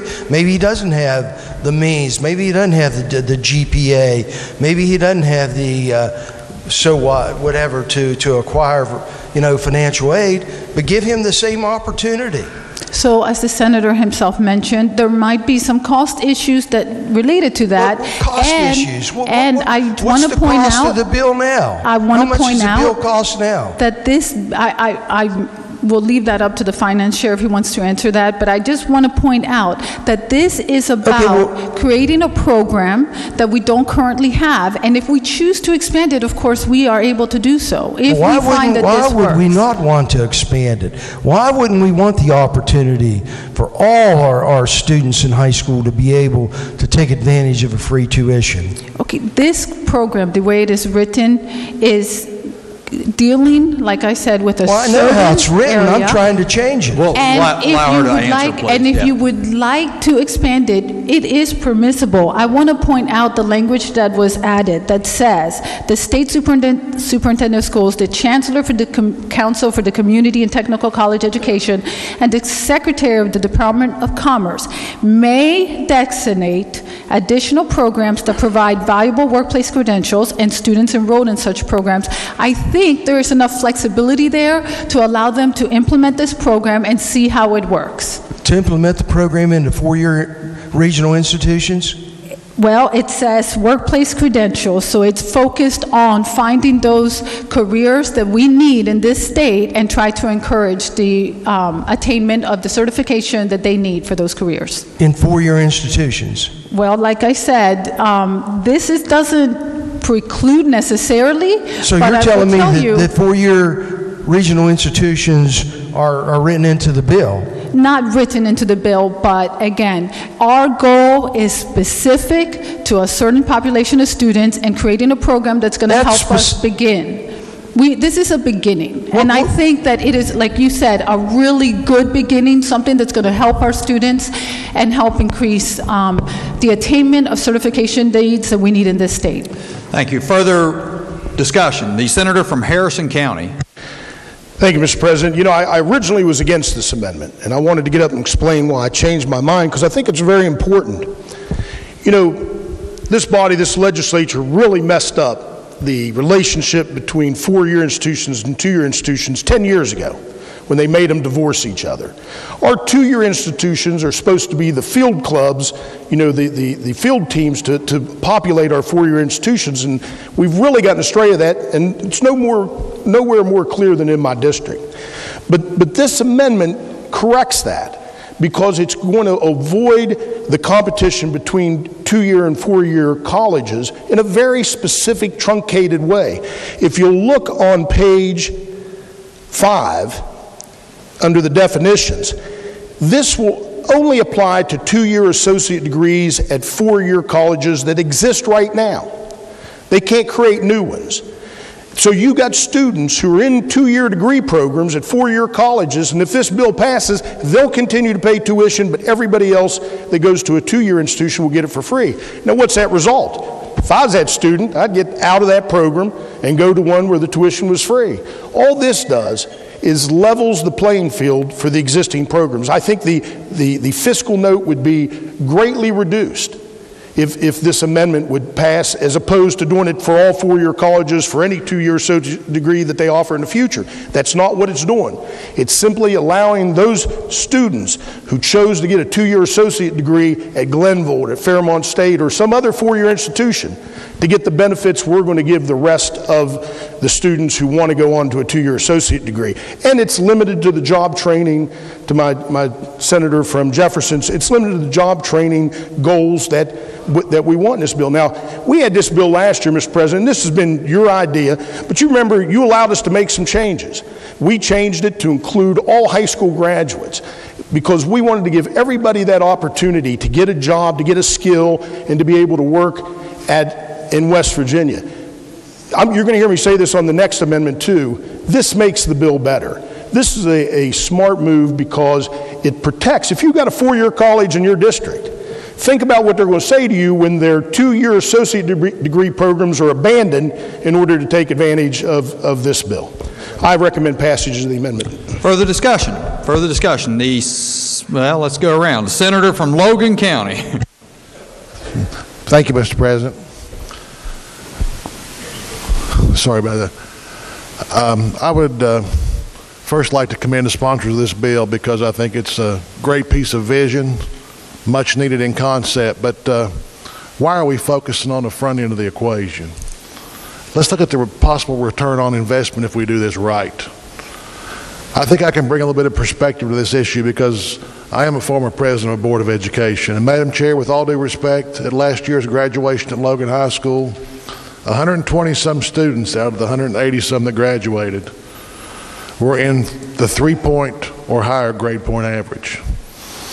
They had them all stand and be recognized. But while I was conducting graduation, the most telling thing that I saw was when it got time to recognize the Promise Scholars that you spoke of, those that qualify for monies, only 10 students stood up.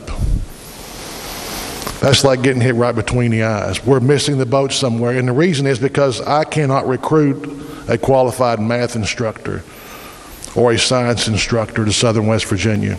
I've got people in long-term sub positions.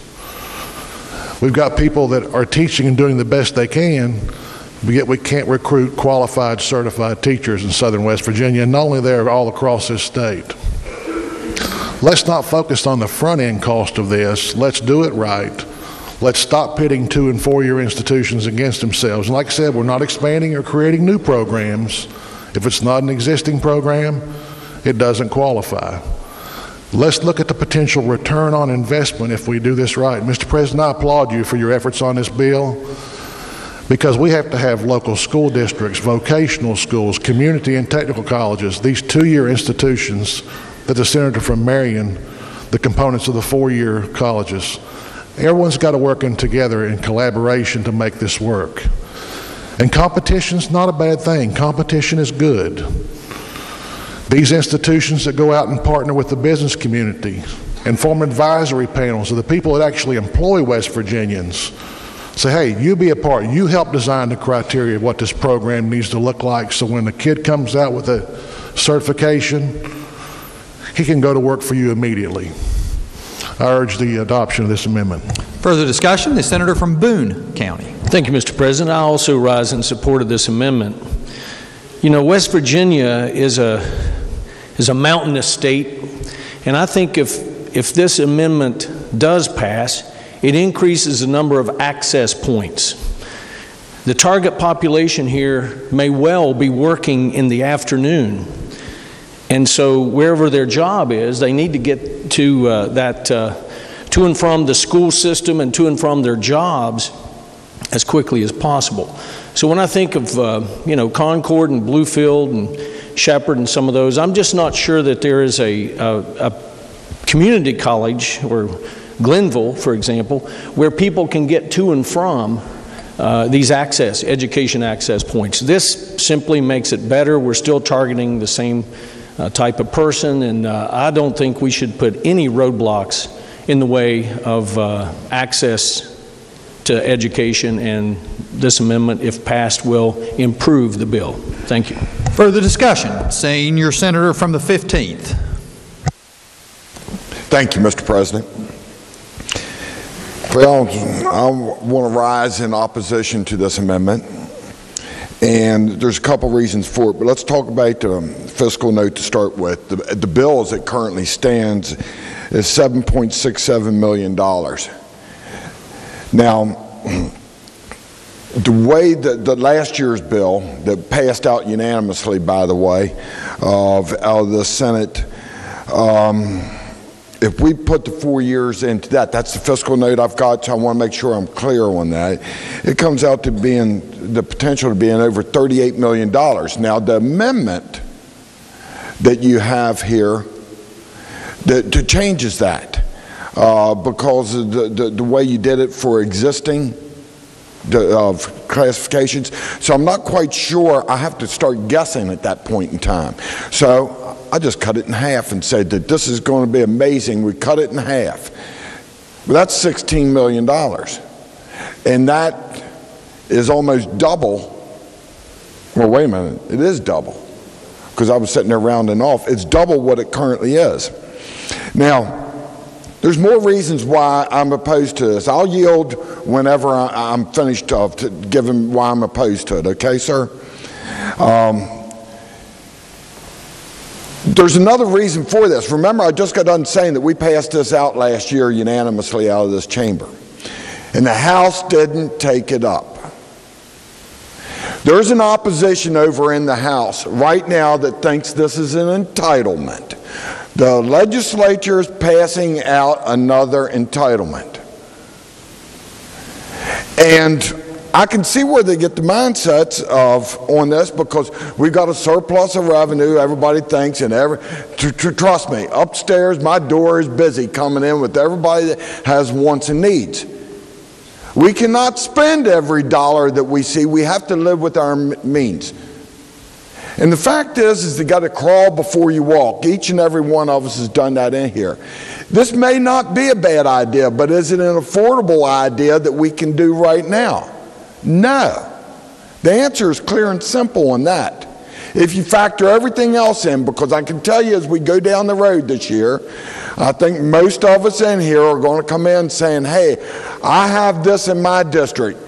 I have this idea that I want funded, that idea. And ladies and gentlemen, that's why they make calculators. $1 million here, $1 million there, $5 million here. The next thing you know, you've got $150 million. It's spent and gone. This is what has gotten us in trouble in the past, Mr. President. This is why I have to rise in opposition to it, even though it may be a good idea as we grow our tax base, and that is what the whole intent of this bill is to be able to get an educated workforce ready to go so that we get our associate degrees up in this state. Businesses see that and want to locate here. Now we've grown the fiscal pie to where we can actually come in and look at this on down the road. Now this is my opinion. I gave you the numbers. But I also want to address one other thing. This is from my perspective, not as finance chairman. We're not picking the winners and losers. Okay? I see us working in a system that you got your 4-year institutions, you got your CTCs, and then it's tying all that together, and we're looking at the best vendor at this point in time who can provide the best service, and keeping in mind that this is last dollar in. And when it's last dollar in, we should be looking at how we're spending that money, Mr. President. And the reason for it is that 4-year institutions, their associate degrees traditionally cost significantly more. That's what drives up the fiscal note on this, and it becomes a problem. Again, I'm not opposed to next year or the following year when we get the data in and hopefully we've grown our fiscal pie so that we can actually be able to do this, to go back and look at this. But let's get it started. Let's be able to know that we're going to get it through the House of Delegates and get it down to the governor as soon as possible and get this implemented and not Christmas tree it. That's the way I see this, and I've done the best I could of giving the financial side of it in my perspective, so thank you, sir. Does Senator from Marion have another question? Yep, yeah. Senator Yields. Senator Yields. To my friend from Berkeley, I think we sort of agree on a lot of fiscal conservative issues, and I appreciate you looking out for the money. I sincerely do. But you gave us a fiscal note of $7.67 million, and correct? 7.6. Okay, 7.6. Okay. I would assume that that fiscal note is always a little bit elevated from when I can remember getting fiscal notes in finance. You know, we don't want to cut our legs out from under us. We want to make sure that we appropriate the right amount of money. Well, as you know as well as I do, it's all on who's doing the fiscal note and whether they want it or not. Well, you're comfortable with the fiscal note, though. It is the fiscal note. I'm not necessarily comfortable with it. I think it has the potential to either be higher or lower depending on the participation. But if the participation, if it is higher, and the argument that you're making right now is that you get the participation up, but we have to understand if the participation goes up, it's going to be higher. It's about a matter of where it's up and how much you're paying for that education for that student, depending on where they're at. That's how it affects the note. I agree with you, but you know, as we build fiscal notes, we look at the target population. We're looking at high school students that may want to attend higher education institutions to get an associate degree.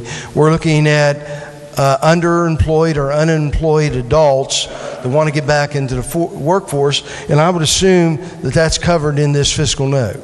Yes, that's my understanding. Okay, so you've got a very specific target population of individuals that are either in high school or underemployed, unemployed, want to find a new career. I've assumed that was calculated in the formula to obtain this fiscal note.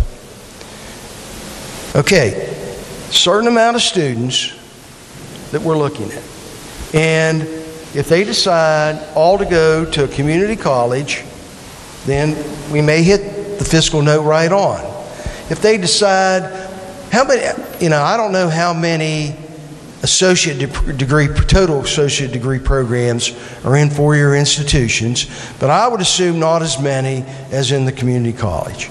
And we're going to afford the same target population the ability to go to a community college or a four-year institution. So you're taking the same amount of people, you're just spreading the money out. So to come up with a fiscal note of $38 million, I mean, I can't even fathom that. I can't even imagine that we would double the amount of the fiscal note if we did open it up to those associate degree programs in the four-year regional institutions. That it just doesn't calculate to me. Common sense is going to tell you that, if it does double, at the most. I don't even see that happening. And as the education chair pointed out, there are opportunities in the four-year colleges or four-year regional institutions to get additional financial aid. You just told us that this was the last money in. So subsequently, you can't raise that fiscal note to the point where it's going to be $38 million because those students that have the ability to go to the four-year college to get the federal financial aid or whatever grants that we may give them are going to get those first. Senators recognized for questions. So, well, my question is, I'm enjoying it. I mean, would he agree with me? That's your question? Yeah, I mean, would you not agree with me? No, I don't agree with you. I would be supporting your amendment. Okay. Well, the only reason you're not supporting my amendment, you're telling me it's fiscally not. We're spending too much money. We had a $184 million surplus, and the way that I've heard from your side, that may duplicate the end of the year. So we're maybe going to have additional information. As a former finance chairman, you have not heard me say that, have you? I haven't heard you say it, but I've heard whispers about it. So, may I ask you a question for a second? Let's get this back on track. The senator from Marion's recognized to ask questions. You're recognized to respond. In all simplicity, here's what I'm saying. You have a target population. See if he agrees with me or not, okay? You have a target population if, in fact, these students go to a four-year institution with existing associate degree programs. It's not going to double or quadruple the fiscal note. Okay, so, I'm going to use an example. to answer this question. Would you agree with me? No, I'm going to use an example on this, and that is let's talk about an associate degree for nursing that is in a 4-year institution versus a 2-year institution. I don't even know if they exist, but I think they do. They do. Fairmont State has a baccalaureate program. My argument would be that here's how your fiscal note explodes on that is because the 4-year institution, the cost for that program is significantly more than what it would be in a 2-year school. It may be. I mean, listen, please ask questions, Senator from Marion. Respond to questions. Let's take this offline if we're going to go into all this degree of detail. So, the senators recognized to ask questions. I don't have any further questions. All right, thank you. Are there further members recognized to speak to the amendment? Senator from Morgan. Thank you, Mr. President. I rise respectfully in opposition to the amendment and will acknowledge at the outset that the amendment is offered in good spirit with good intentions. And my trepidation and worry about the amendment is I'm afraid it may jeopardize our bill. And I don't want us to lose sight of where we are. Where are we right now? We have the lowest labor force participation rate in West Virginia in the United States of America. The lowest. You know, it's the only state above 50% for failure to participate. We have among the lowest levels of educational attainment in the entire country. And so, you know, that is sort of the target of this bill. And we have to build a workforce that will make jobs available in West Virginia and allow them to be filled by people who have been trained up and are competent to perform the work needed in a growing and dynamic economy. Now, what we're really talking about with the amendment and the discussion of 4 years versus the 2-year CTCs is a fairly narrow area of overlap, I think. I think by and large, the students who are in community and technical colleges under the program provided by SB 1, this bill, are not going to be in areas of overlap of programs, curriculums with 4-year institution. There is going to be some, though. There'll be some. And we acknowledge at the outset, as the distinguished senator from Marion has pointed out, there are some 4-year institutions that have 2-year associate programs. So, but in those areas of overlap, I think it is correct to say that generally speaking, those programs are less expensive, more affordable in the 2-year CTCs than they are in the 4-year institutions, number one. Number two, I think that it is reasonable to say, you know, as desperately as we need to grow our labor force and as desperately as we need to raise the level of educational attainment in this state, we have to be mindful of cost. I think that the cost of the program, if the amendment is adopted, is not known. And that frightens me a little bit. And so, to me, Mr. President, that's my reason for opposing the amendment. Not because it's a bad idea. I think it's a great idea if we could do it, and we know we can afford to do it.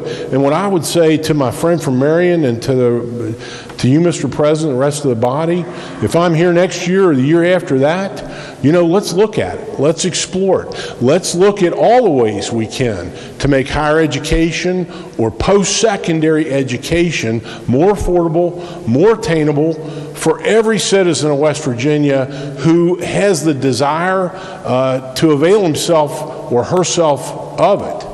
But let's not do what I fear the adoption of this amendment would be to do, which is to jump into an expansion of a fairly narrow idea and program without knowing what the cost is going to be. So I urge rejection of the amendment. So further discussion. The senator from Braxton County. Well, I guess something's new for me today. I never thought I would stand up to argue education. Look, I've not heard anybody say this isn't a good idea. What we're saying is the cost of it. Shame on us. Shame on us putting $1 on education. That's been our problem in this state over the years now. I hope it costs $50 million. Because whatever, the bigger the number, the more people that's using it. We've all stood around and talked about we want to improve education, we want to do this, we want to do that. Let's not be penny wise and dollar stupid here. Whatever it costs, we will find the money to do it. And what would be a better problem to have? We've got too many people going to college and we got to figure out how to pay for it. I would think that would be something that we would all want to try to solve a problem like that. We've got bills out here circulating right now to give the extraction industries tax relief on their severance tax. If we've got money to do things like that, we've got money to find for this education. Come on, we're talking about our children. We're talking about the kids that don't have money, or maybe were misguided as they growed up and have now realized, I need help here. Now, no one said this is a bad idea. What we're arguing is money. Come on. Let's not put $1 on keeping some child from going to school. We all know the problem. We don't have enough higher educated people in our state. This is an opportunity. And I'm telling you right now, I hope it costs us $50 million, Mr. President, because the more that it costs, the more people it's taking advantage of it. And I don't want to put $1 on depriving kids from education. When we all know, when we're talking $7, $8, $10 million down here, we can find that kind of money. Let's do the right thing. Let's open this up so that anybody who wants an opportunity can have that opportunity. Thank you. Are there further members desiring to speak to the amendment? Junior Senator from Senator from Harrison County. Very quickly, Mr. President, I just want to point out that by delaying it, we would gut the 2-year programs at the 4-year institutions. We either do it now or there won't be any use to do it in a year. I would suggest, and I won't make the motion, but I'd suggest we could lay it over a day for a fiscal note on these additions. Further members desiring to speak to the amendment. Junior Senator from 17th. Thank you, Mr. President. I rise in opposition of the gentleman's amendment. Not again because I think it's a bad idea. I think it's a great idea. I had an actual amendment very similar to the gentleman's amendment last year regarding this bill. I don't consider myself a master politician by no means, but I also know that in my short tenure here in the legislature that it requires not just the Senate, but it requires the House. Out of my first 4 years, there was probably no bill that I was more excited about than this bill last year. We all were ecstatic. This was a bill that was going to increase workforce participation. This was a bill that was going to educate those that I feel kind of were left behind. And it fell on its face when it hit the House. I was still shocked, despite of all the drama that went on last year with the session, that bill did not even get looked at. So this isn't for me a question of money. If it costs double that and achieve the goals that I think this bill has the potential to achieve, it would be worth every dime and more. I agree with every one of my colleagues here that makes their comments. However, the reality is we are negotiating, and part of a negotiation means you have to make some concessions. And if we negotiate ourselves right out of this bill, we will put the death knell on this before it even has a chance to get across the hall. So because of those reasons, and I think the most prudent thing to do would be to understand our colleagues in the House's concern. We are the upper chamber. We're the more the body that takes looks at these things maybe with a different eye, but at the same time we have to understand their concerns, and we have to make sure that what we are sending them is something palatable and something that can actually get across the finish line, and most importantly, that these individuals, kids and older adults that are getting left behind, now have an opportunity to have a better life. And at the end of the day, that's what we are all here for, and that's why I have to be against this amendment.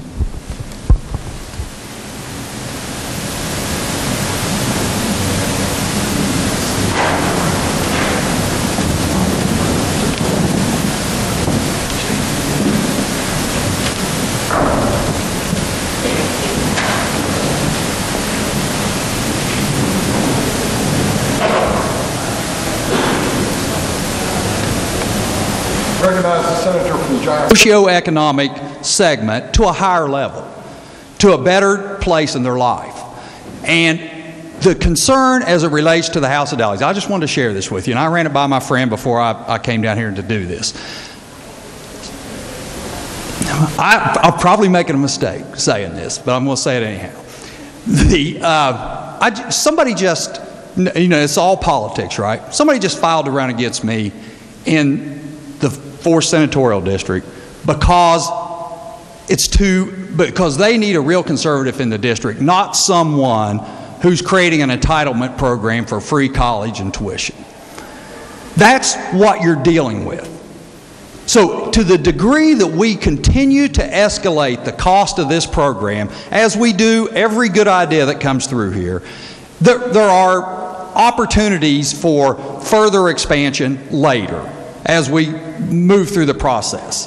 But if we're going to, we can all destroy a great idea by adding to it. Too much of a good thing eventually collapses of its own weight. I want this program, we need this program so desperately for these people that, as the senator from Morgan was talking about, the low workforce participation rate, the people that have the low education attainment levels, the opportunities to go to 4 years, we're not hurting that at all.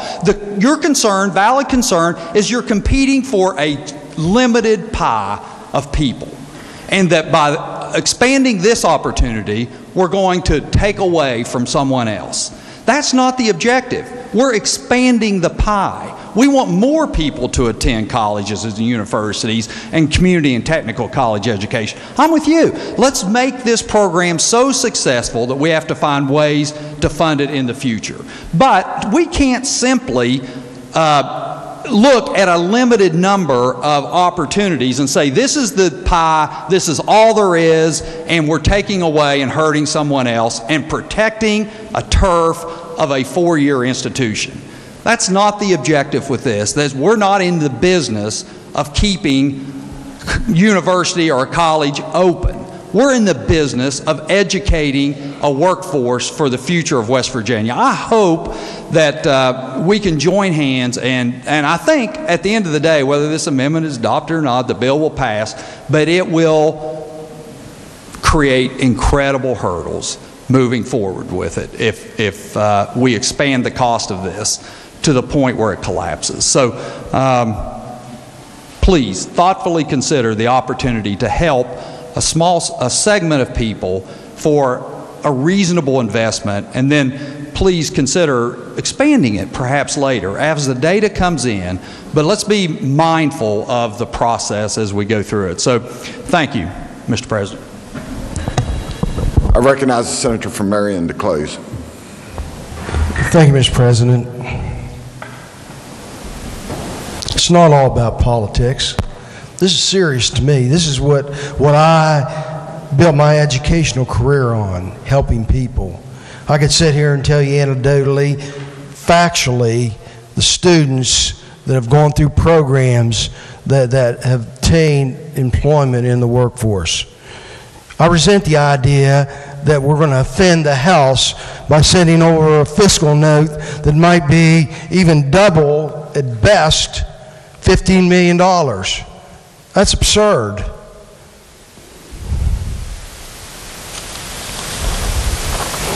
I resent a chairman of a committee telling me that I can't amend a bill because this bill is specific. Well, is it germane? My amendment germane? I don't believe anybody stood up and asked if it was germane or not. It is germane. We all have the same intent of what we want to do. We want to help folks out there, our students, our adults, our citizens of West Virginia, to go out and get a job, be functional, support a family, contribute, pay taxes, build the economy. We thoughtfully tried to think through the process. It's not about helping the four-year colleges. It's about about helping those people out there that want an education. If you vote against this amendment, you're going to vote against students that will not have an opportunity to go to a college to get a skill. You're going to vote against adults that may have a little bit of another opportunity to go out and be a part of the workforce. You know, you're not going to vote against a 4-year.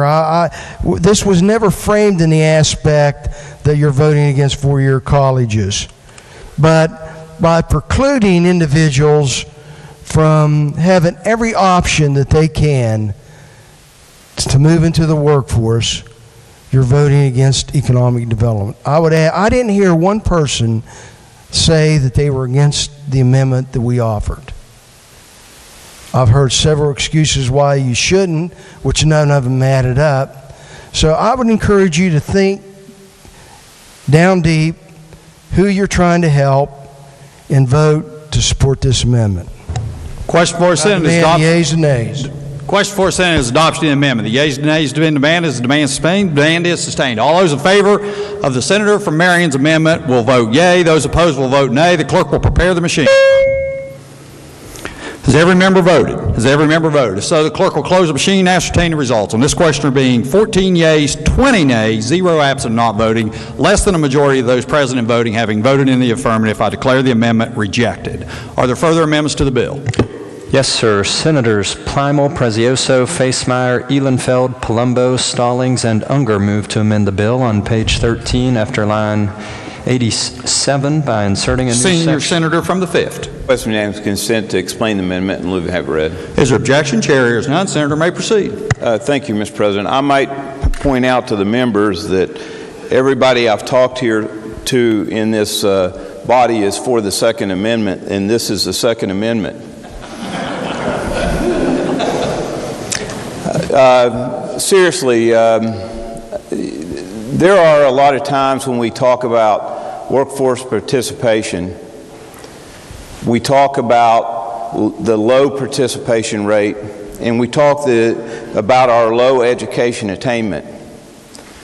And what this amendment does, it adds, simply recognizes apprenticeships as a valuable learning model and encourages, but does not require, so you cannot say that it adds additional dollars to it, a collaboration between the community colleges and the apprenticeships. We're all talking about West Virginia citizens here. And we owe it to the West Virginia citizens to give them every opportunity to have a job and a career pathway. We also talk about industries, and right now when we talk about industries and in the construction area particularly with the road building, I mean, we were in transportation recently talking about that, but the needs for people with trades and abilities and skills. This amendment includes it. Apprenticeship is the number one way the construction industry trains workers. Is exactly what this legislation aims to support. And advanced training after high school and even in high school, and the recognition that the four-year universities are not for everyone. This is important to the companies to develop and maintain a trained workforce. Apprenticeship, for the most part, is privately funded by contractors and workers. No tax dollars are used.